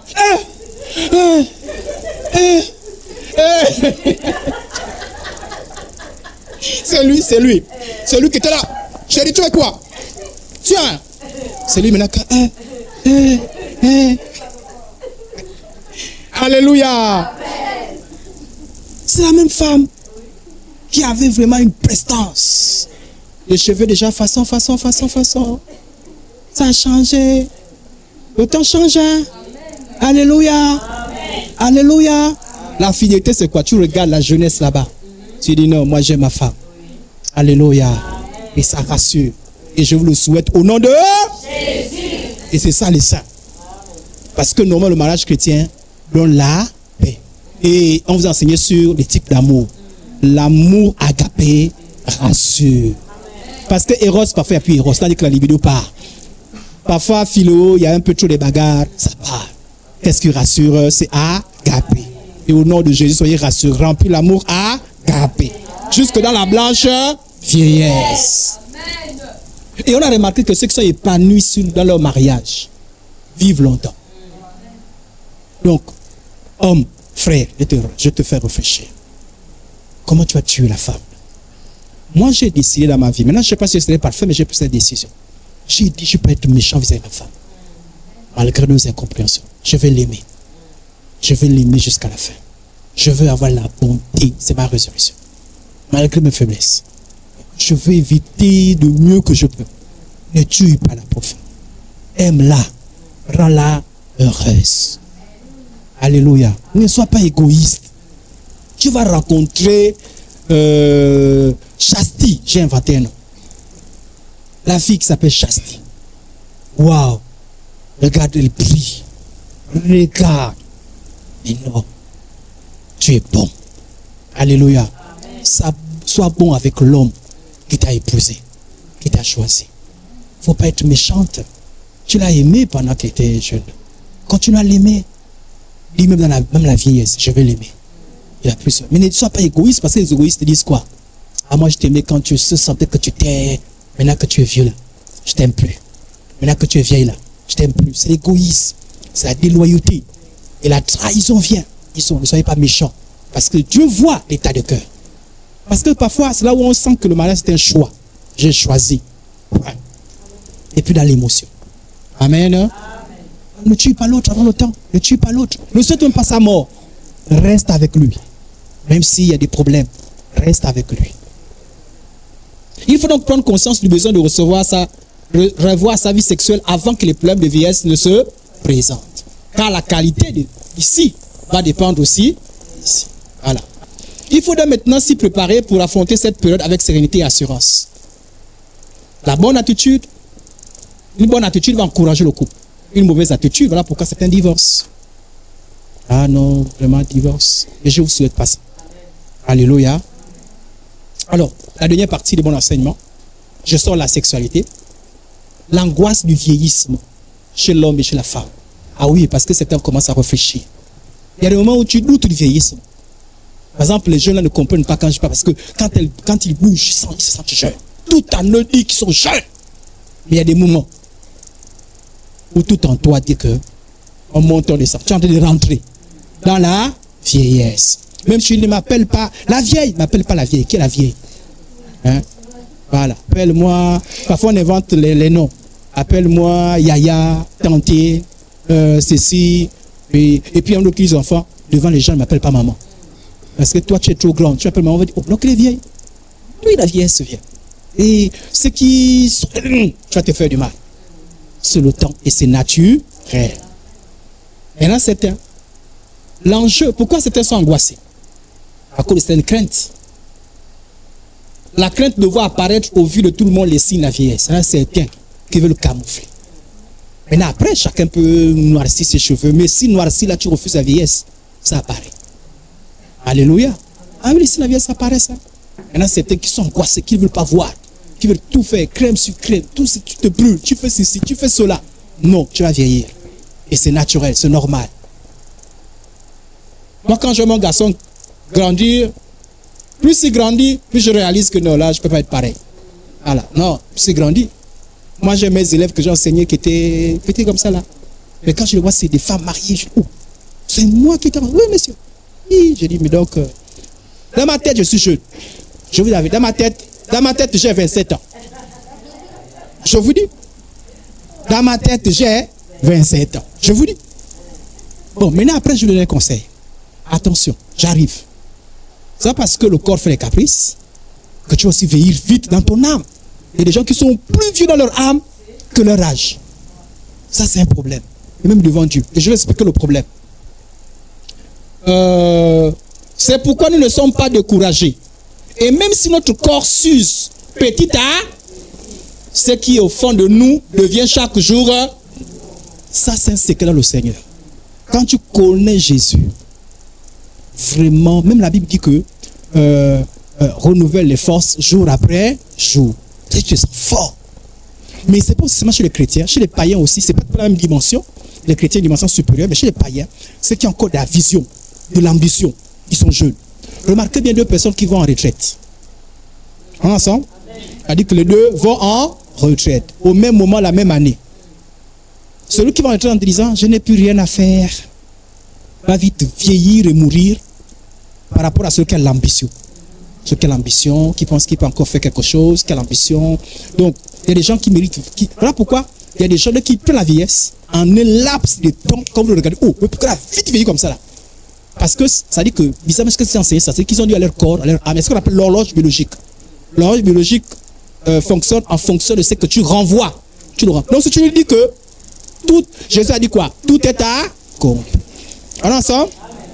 J'ai achevé ma course, tout est Il a dit ça à quel moment? Quand il fallait mourir. Donc, si tu dis ça à ton horloge biologique, tout est accompli. L'horloge biologique décline, boum, la mort vient vite. Mais si tu renvoies ton horloge biologique, parce que la vieillesse n'est pas seulement que des facteurs physiques, il y a aussi des facteurs psychologiques. Si tu dis à ton âme que non, j'ai encore beaucoup de choses à faire, tu vas voir que c'est comme si l'horloge biologique dit non, ne décline pas encore, c'est encore bon, c'est encore bon. Alléluia. Ce qui fait qu'en fonction des pays, en fonction de mentalité, en fonction des choses, vous allez voir que quelqu'un de 40 ans va ressembler à quelqu'un de 70 ans en fonction de... C'est-à-dire que la 70 ans, il est encore plus en forme que quelqu'un qui a 40 ans qui dit que tout est fini. Il ne dit pas tout est fini. Il dit que tu es là, tu te comprends comme une vieille. Tu as vieilli, je suis vieille.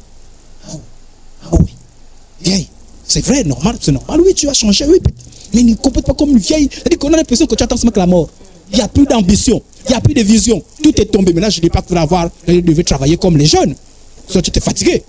C'est pas 60 ans que tu veux construire, sauf si tu es entrepreneur, je ne sais pas, mais que ça dit que tu te prives encore, tu ne manges pas bien, je veux construire, je veux... Non, attends, là on mange bien. Voilà, on va vers l'essentiel.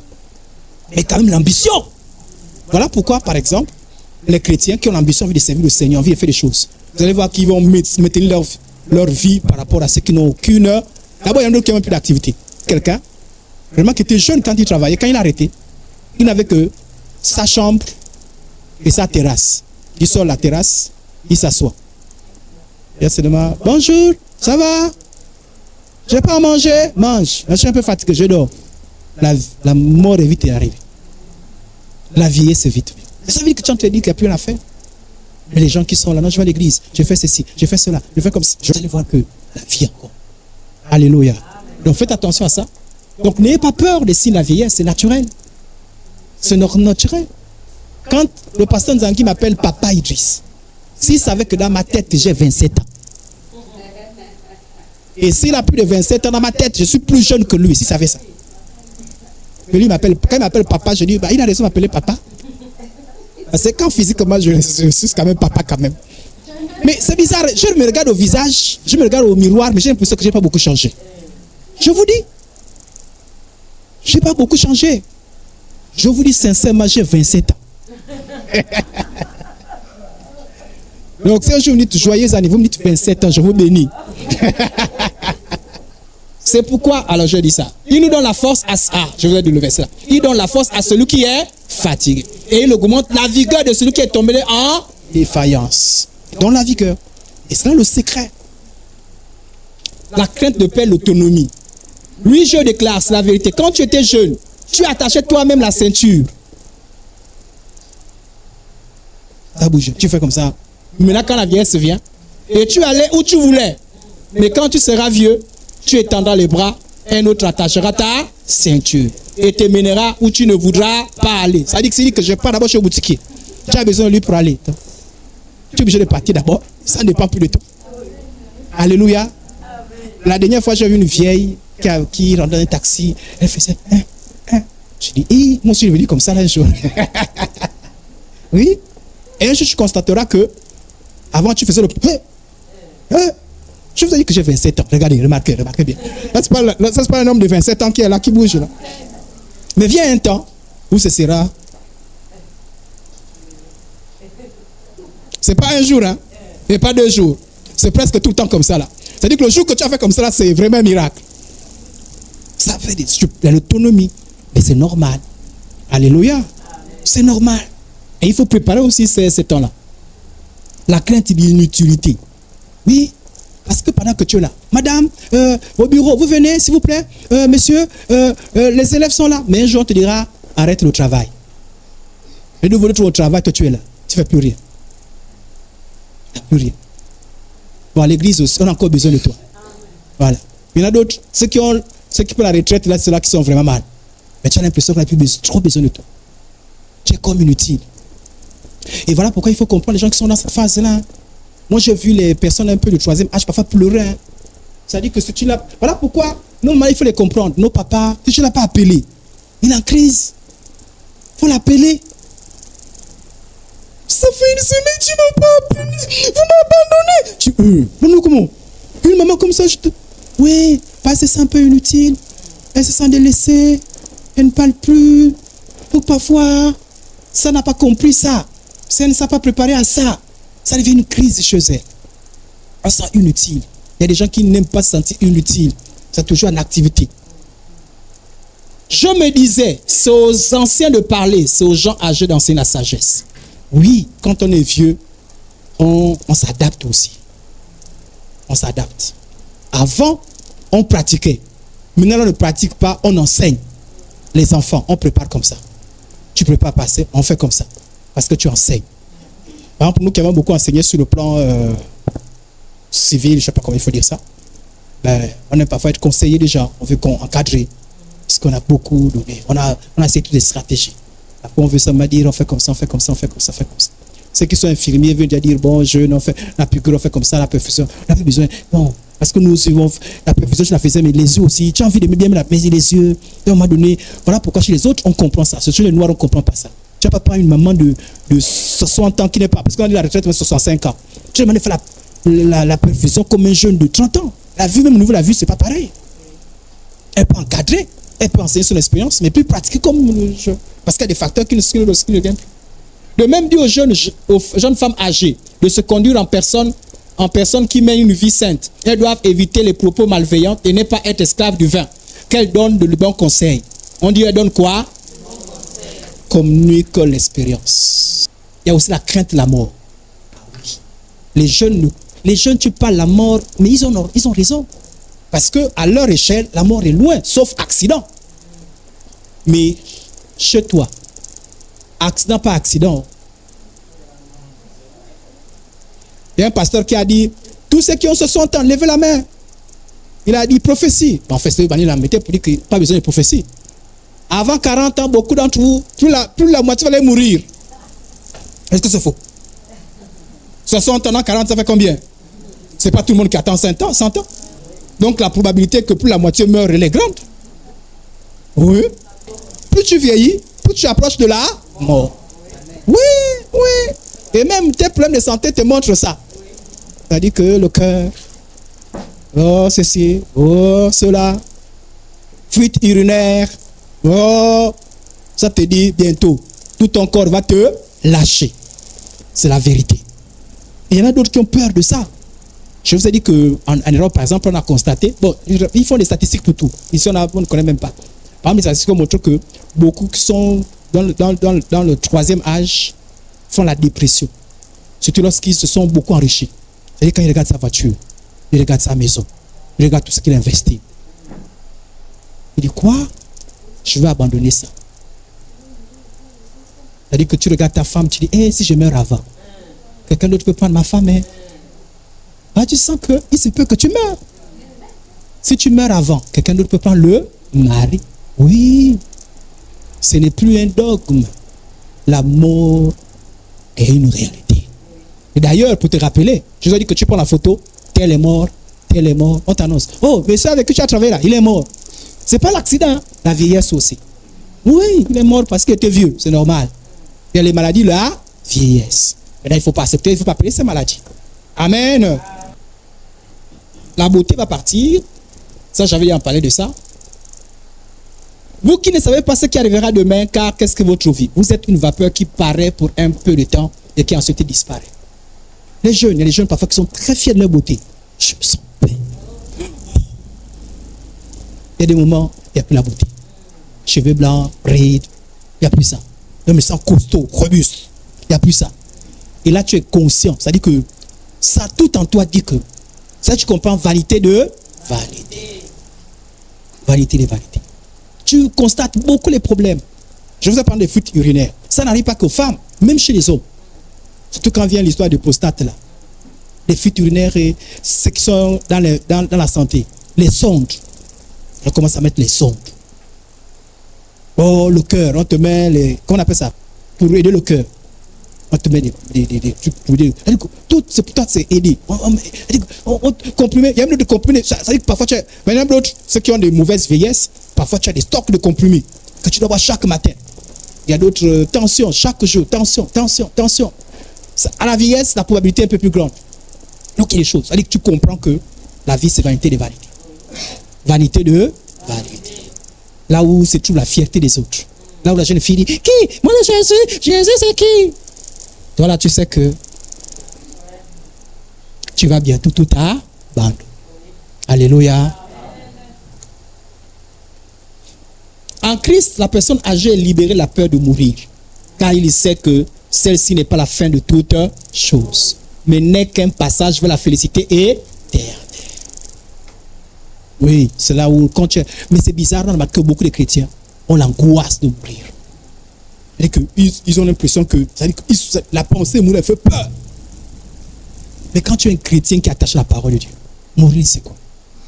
C'est là où la foi, tu ne peux plus mentir à la foi. Quand tu as la foi en Jésus, là tu n'as pas la foi. Ah oui, vous lui parlez du paradis. Mais non, on vous dit la mort, c'est parler au paradis, non? Pourquoi vous... Ça dit que vous avez l'impression, vous avez dû parler du paradis, vous avez peur de partir au paradis. Tokodo. Qui a peur de partir aux États-Unis? Il y a des gens quand même qui aiment les États-Unis. Même si on n'est pas toujours parti, bon, moi je suis parti, hein. Mais si on dit États-Unis, non, je vais quand même aller voyager, je vais quand même aller visiter. Mais si on dit demain tu vas aux États-Unis, 4 heures du matin, je suis debout. Mais on vous dit paradis. Pourquoi avez-vous peur du paradis? Maintenant, je ne dis pas qu'à payer la mort. Mais pourquoi angoissez-vous à l'idée de la mort? Rassure. Quand ma peau, regardez chez les autres, était rassuré. Quand ma peau sera détruite, il se lèvera. Quand je n'aurai plus de chair, je verrai. Voilà pourquoi j'ai pris l'engagement. À l'époque, je n'étais pas suffisamment sage. Quand je partais voir les vieux papas, les vieilles mamans, et toujours, Jésus te guérit, Jésus te fortifie. Je ne les parlais jamais du ciel. Je disais, ah, c'est pas du ciel, moi je veux les angoisser. Moi, Balongo. Quand je viens, je te parle, et après je te dis, prépare-toi à rencontrer Jésus. Oui, je dis ça. Demande à ma mère, je lui ai parlé de ça. Mon père, je lui ai parlé de ça. J'ai dit, je ne te souhaite pas la mort. Mais plus le jour passe, tu t'approches de Jésus. Moi aussi, je m'approche de Jésus. Mais toi, là, même ton corps te rapproche de Jésus. Alléluia. Amen. Donc, apprenez-nous à parler aux gens et parlez vous-même. Dites que, les jours avancent. Même nous-mêmes, quand quelqu'un hurle trop, parfois on dit non, c'est un peu normal. Il fallait que la personne meure. N'est-ce pas, non? Oui, ouais, quand même, il était trop fatigué. Ça dit qu'on n'est pas trop embêté, non? Sauf ceux qui jouent à l'hypocrisie. Oui, non, c'est normal. Quand on est vieux, on meurt. Même parfois, eux-mêmes les vieux, ils comprennent ça. Ils disent non, il faut que je meure. Oui. Je vous ai dit que moi, j'ai vu Rose Massombo. Je l'ai vu quand on a ces derniers jours. C'est là qui en a donné le nom. Quand on allait prier pour elle, elle nous disait souvent, les jeunes, laissez-moi mourir en paix. Il dit, maman Rose, on prie pour toi. Il dit non, pas la peine de prier pour moi. Moi, j'ai envie de partir au ciel. Et ça me touchait beaucoup avec son histoire du ciel. Et je me souviens la dernière fois que nous avons interdit de prier. Et la semaine qui a suivi les décès. Il y a des gens qui envisagent le ciel. Bon, il y en a d'autres qui parlent de partir parce que d'autres ont des mauvais enseignements. Voilà pourquoi j'ai eu des dangers des sectes. Hein. C'est-à-dire que d'autres qui disent non, quand tu vas mourir, tu vas devenir un singe. Ou dit après Dieu, quand il vient, tu vas avoir 2 routes. C'est pas Jésus qui détermine tout. Tu auras 2 routes. Une route sale. Attention, pas la route propre. La route propre, c'est un piège. Pas la route sale. On n'a pas entendu des histoires comme ça là. Que si tu pars, tu vas 2 routes. Il y a une route sale, c'est un piège, c'est la bonne route. Il y a une route très propre. Prends la route qui est sale. Wow. Ça ne se passe pas comme ça. Il y a des gens qui meurent avec des pensées comme ça. Et qui seront étonnés qu'il n'y a pas eu 2 routes. Il n'y a qu'une seule route qui mène en enfer. Parce que tu as refusé Jésus. Alléluia. Ésaïe 57:2. Il entrera dans la paix. Il rentrera dans quoi? Il reposera sur ça. Celui qui aura suivi le droit chemin. Et le droit chemin s'appelle comment? Jésus. Alléluia. Amen. Voilà pourquoi les chrétiens, quand ils partent, seulement, vraiment, il est parti, vraiment. Mais on ne pleure pas comme les gens qui sont partis en enfer. On chante les louanges. Alléluia. On ne pleure pas comme... C'est seulement pleurer, seulement... Jésus a dit pleurer pour qui rester. Mais sinon, moi, je suis parti. C'est pourquoi il considère celui qui est dans le Seigneur, le vieux qui est dans le Seigneur, la vieille, considère ses derniers jours sur terre comme une période de grâce pour mettre davantage l'ordre dans sa vie. Plus tu vieillis, voilà pourquoi j'ai dit, frères et sœurs en Christ. Bon, ça fait quand même très longtemps que je suis marié. Normalement, avec le temps, je deviens un peu de plus en plus sage. Je dois rassurer. C'est-à-dire que je sens, c'est plus pareil. C'est plus pareil. Idriss de 2008, c'est pas Idriss de 2025. Vraiment. Comment être méchant? Normalement, avec l'âge, on devient de plus en plus sage. Voilà pourquoi je vous ai dit, j'ai décidé de ma femme jusqu'à la fin. Moi, je vais encore, vous-même, je vais encore aller chercher quoi là-bas? C'est les jeunes. Quand je vois une jeune fille, je dis Moïse, vraiment, parmi les jeunes filles, là, tu choisis une jeune fille. Moi, je n'ai plus le temps. Ma jeune fille, elle est là. Ma princesse, elle est là. Ma fleur, elle est là. Amen, amen. Je vais encore aller chercher quoi? Toc. Amen. En fait, c'est ma résolution. Prie aussi pour moi. Je ne voudrais pas que la folie me touche par la tête là. Non, ça ne sert absolument à rien. Il n'y a plus rien. Je vous dis, il n'y a plus rien. Aime ta femme, c'est ça la vie. Aime ta femme, même si tu m'enlèves les cheveux blancs. En fait, tu dis, viens m'enlever un peu les cheveux blancs. Tu enlèves. Tu dis, quand tu étais jeune, il y a même des choses comme ça là. C'est toi qui enlèves déjà. Mais tu aimes. Alléluia. Tu deviens de plus en plus sage. On a remarqué qu'il y a certains vieux là. C'est les plus désordonnés. Vieux. Quoi?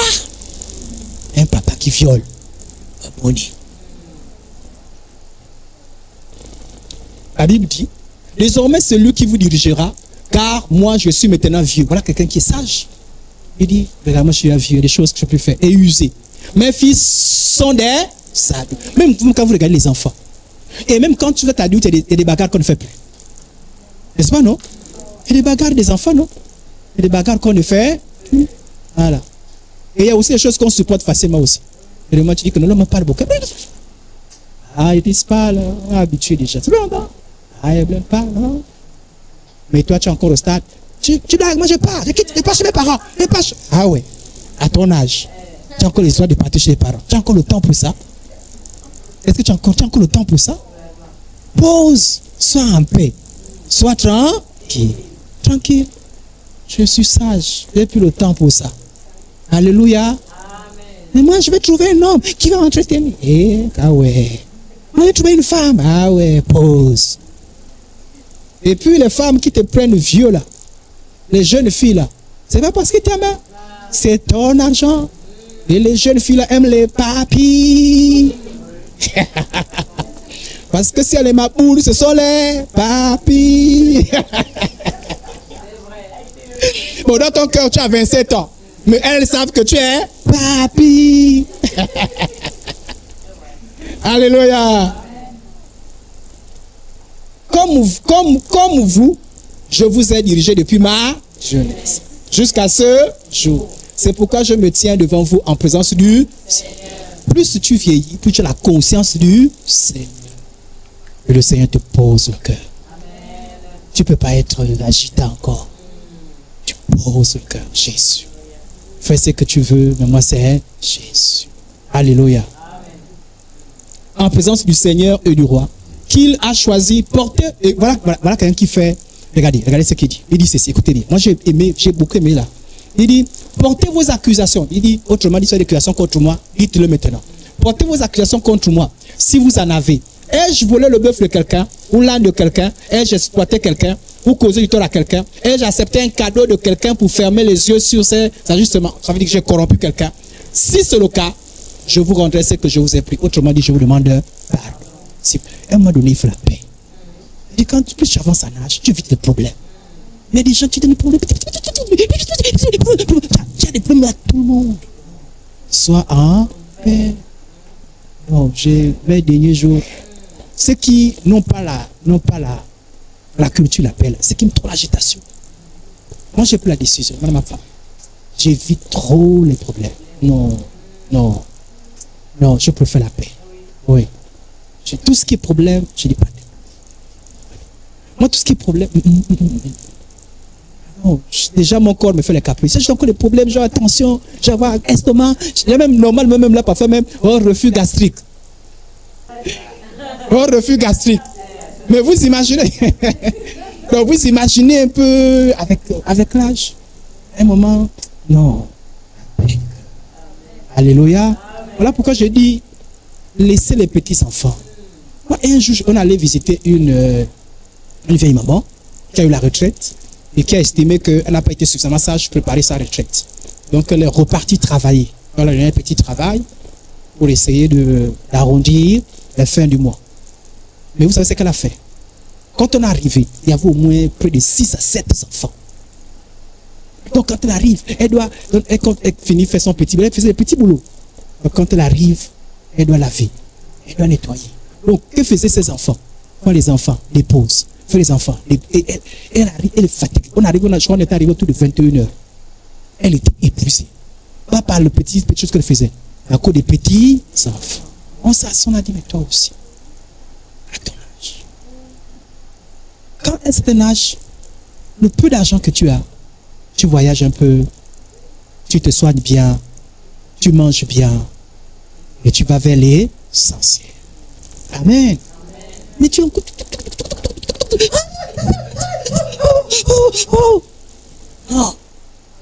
Non.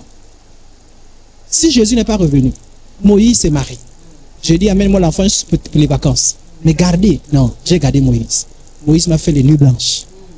Moïse doit aussi faire les nuits blanches pour son enfant. Moi, je vais faire les nuits blanches encore pour l'enfant de Moïse. Et lui-même, il est là. J'ai encore un deuxième enfant encore pour papa. Jamais. Jamais. Alléluia. Amen. Donc, aménagez-vous. Soyez sages. Parce que vivez longtemps aussi. Même si on vise le ciel, mais ne précipitez pas la mort. Alléluia. Amen. Et tu amènes encore les paniers, les maniocs qui pèsent pour nourrir les enfants des enfants. Quand tu vas embrousser 3 tubercules, toi et ton mari. Et si un dernier junior, une dernière juniorette qui est venu par accident dans une dernière minute, peut-être. Mais tu gères encore toute une foule d'enfants. Alléluia. En tout cas, non, Moïse, c'est que... jamais. Chacun va gérer ce sort. Moi, j'ai démontré que je peux gérer les enfants, non? J'ai prouvé, non? J'ai encore besoin de faire l'épreuve. Non. Même Dieu lui-même dit que non, pour l'instant, c'est fini les enfants. N'est-ce pas, non? C'est pas Dieu qui a créé tout ça là. Il a dit c'est fini les enfants. Tu dis non, donne encore les enfants. Pourquoi? Et j'exploitais quelqu'un. Donc, il faut mettre de l'autre. Trop de rancœur, trop d'amertume avec la vieillesse. Quand tu vieillis, quand tu es âgé, quand tu es adulte, quand tu vas... Et le cœur rempli. Et il y en a d'autres, c'est le contraire. Plus ils vont vers la vieillesse, plus ils ont beaucoup de problèmes. Je ne m'attends pas avec tel, je ne m'attends pas avec l'oncle tel, avec tante tel, avec tel, avec tel. Et je ne sais pas qui a dit encore l'église, tel est sorcier. Oh, sorcier au nom de Jésus, Faya. Non, dis sorcier ou pas sorcière, Jésus me protège. Et Jésus m'a demandé d'aimer tout le monde. Et il me protège. Mais toi, tu es... Dégagez vos vies. Alléluia. Faites comme lui. Là, il a dit, pardon, je demande pardon. Amen. Ma chair et mon cœur peuvent se consumer. Dieu sera toujours le rocher de mon cœur. Vous voyez, il dit, ma chair et mon cœur. C'est-à-dire que quand mon corps prend un coup, qui est le rocher? Dieu. Normalement, si vous comprenez la Bible, plus tu vas vers la vieillesse, plus ta foi grandit. Plus ton amour pour Dieu grandit. Plus la passion pour Dieu grandit. Alléluia. Toi, tu iras en paix vers tes pères. Comment? Comment? Toi qui as encore les problèmes, règle les problèmes. Qui vous a enseigné ça? C'est bizarre, c'est plus... Parfois les chrétiens sont dans beaucoup les problèmes. Bon, réglez-les. Sois en paix. Le chrétien, c'est pardonne-moi. Je vais être en paix. Tu seras enterré après une heureuse vieillesse. Mieux, Dieu même t'appelle. Mais pas trop de soucis. Ce qui est encore les bagarres là.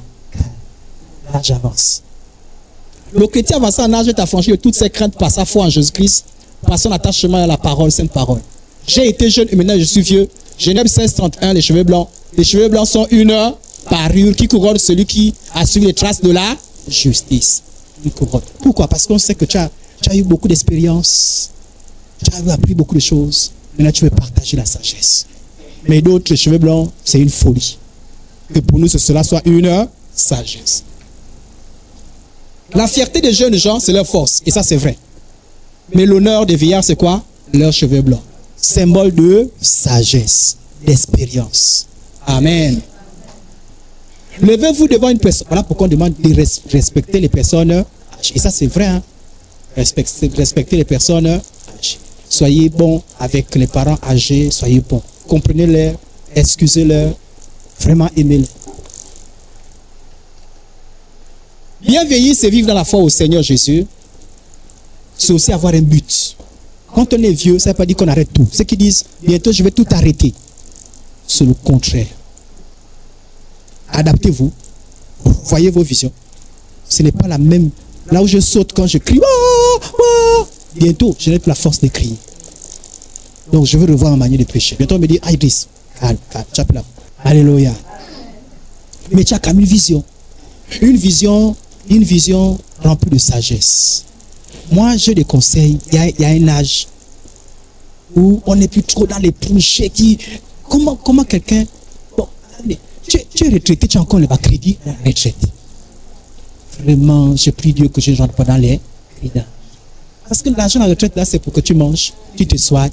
C'est-à-dire que plus tu n'as plus de responsabilité. Là, par exemple, parfois on ne voyage pas. Pourquoi? Parce que parfois les enfants.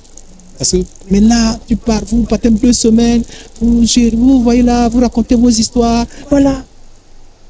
C'est votre droit. Pendant le temps qui vous reste encore. Donc, il y a quand même une vision. Il y a quand même des gens qui ont eu des visions. Regardez, je vais rendre le témoignage de Rose Massobo. Regardez Anne. Il y avait aussi une prophétesse. Cette homme-là était jeune. Anne, fille de Phanuel, de la tribu d'Asser. Elle était fort avancée en âge. Elle avait vécu 7 ans avec son mari depuis sa virginité. Donc elle, malheureusement, elle s'est mariée un peu plus tard. Et dès qu'elle s'est mariée, 7 ans après, le mari est mort. C'est possible. Amen. Maintenant, quand le mari est mort, restée veuve et âgée de 84 ans. Elle avait 84 ans, donc elle était la vieillesse déjà. Elle ne quittait pas le temple. Elle servait Dieu nuit et jour. Dans le jeûne et la prière. Donc, cela, toi, tu es encore jeune. Servir Dieu, c'est un problème pour toi. Jeune, tu ne jeûnes pas. Priez. Venez servir Dieu. Oh non. Je vous ai dit que pourquoi on a donné Rose Massobo. Moi, j'ai un témoignage. Je ne sais pas quel témoignage que ceux qui l'ont connu ont. Mais moi, j'ai un bon témoignage d'elle. Selon ma connaissance. Hein? Maintenant, les hommes sont ceux qu'ils sont. Mais toutes les fois que je partais à l'église, je trouvais cette dame-là à l'église. Je ne pouvais jamais faire une semaine sans trouver la dame à l'église. Elle faisait quoi à l'église? Elle priait. Voilà. C'est ça, prière.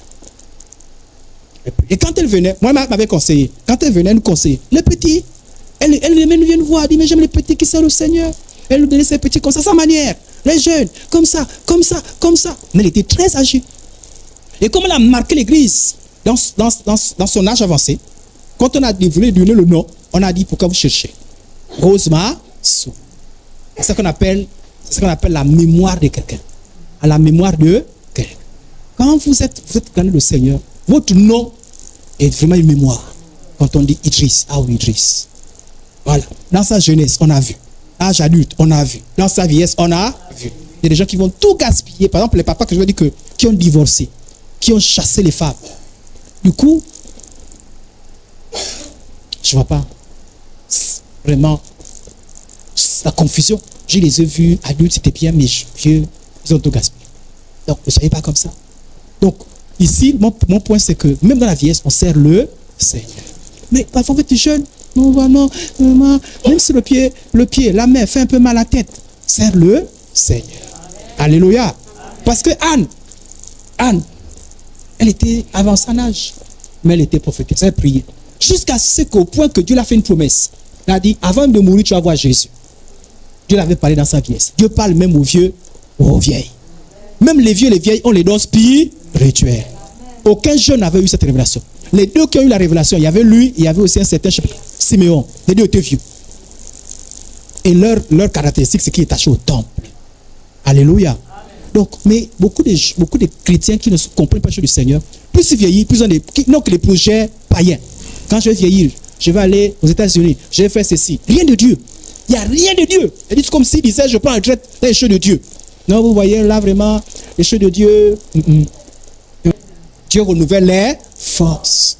Peut-être plus comme les jeunes, mais il y a toujours les forces. Donc on peut encore encadrer. Il y a encore des choses, c'est des choses. Il est important, sa vieillesse, de sortir des regrets et de culpabilité. De bénir ses enfants. Et ça, là, je tiens beaucoup. Parce que j'ai remarqué que beaucoup de gens vieillissent et maudissent les enfants. Ça dit, tu maudis tes enfants. Il y en a certains qui viennent écrire. Quand je vais mourir, vous allez me savoir encore faire quoi? D'abord, moi je vais accoucher, pourquoi? C'est l'autre personne qui va. Mais meurs, va en paix. Pourquoi la pensée de mourir t'amène à maudire les? Il y a même d'autres qui ont maudit les enfants en vrai. Moi je vous dis, personne ne va bénéficier de vous. Vous n'allez jamais travailler. Je vais vous marier. Ne faites pas des choses comme ça. Alléluia. On ne maudit pas. Il y en a d'autres aussi qui ont fait la pression sur les enfants. Donne l'argent. Donne ceci. Les enfants sont. Ça dit que toi, ça dit que tu mets la pression. Les enfants, ils veulent même pas. Bon, nous changeons les choses. Moi, je ne voudrais pas fatiguer Moïse. Moïse, 1000 francs. Moïse, non. Moi, j'aimerais retraite. Je prends pour moi, je mange. Moïse, sois en paix. Si tu peux m'amener même un petit 1000 francs. Si je vois qu'il a un peu de Moïse, mais Moïse, laisse les enfants en paix. Bénis les enfants. Amen, amen. Parce que chez les autres, on bénissait les enfants. Regardez. Le texte là, je ne vais pas le temps pour lire. Je finis. Les autres, regardez ce qui a béni les enfants. Isaac devint vieux, ses yeux étaient affaiblis au point qu'il ne voyait plus. La vieillesse, non? C'est pas là qu'il a béni Jacob à la place de Saül. Alléluia. Parce que c'est un principe. Plus tu deviens vieux, plus tu bénis. Plus tu deviens vieux, plus on a la sagesse. Mais nous, plus on devient vieux, plus on maudit. Plus on devient vieux, plus on cause des problèmes. C'est quel problème? Ça change avec toi au nom de Jésus. Bénis les petits enfants. Ah, vraiment l'enfant là. Le petit enfant là. Vraiment. Et c'est que, et il faisait. Bénissez.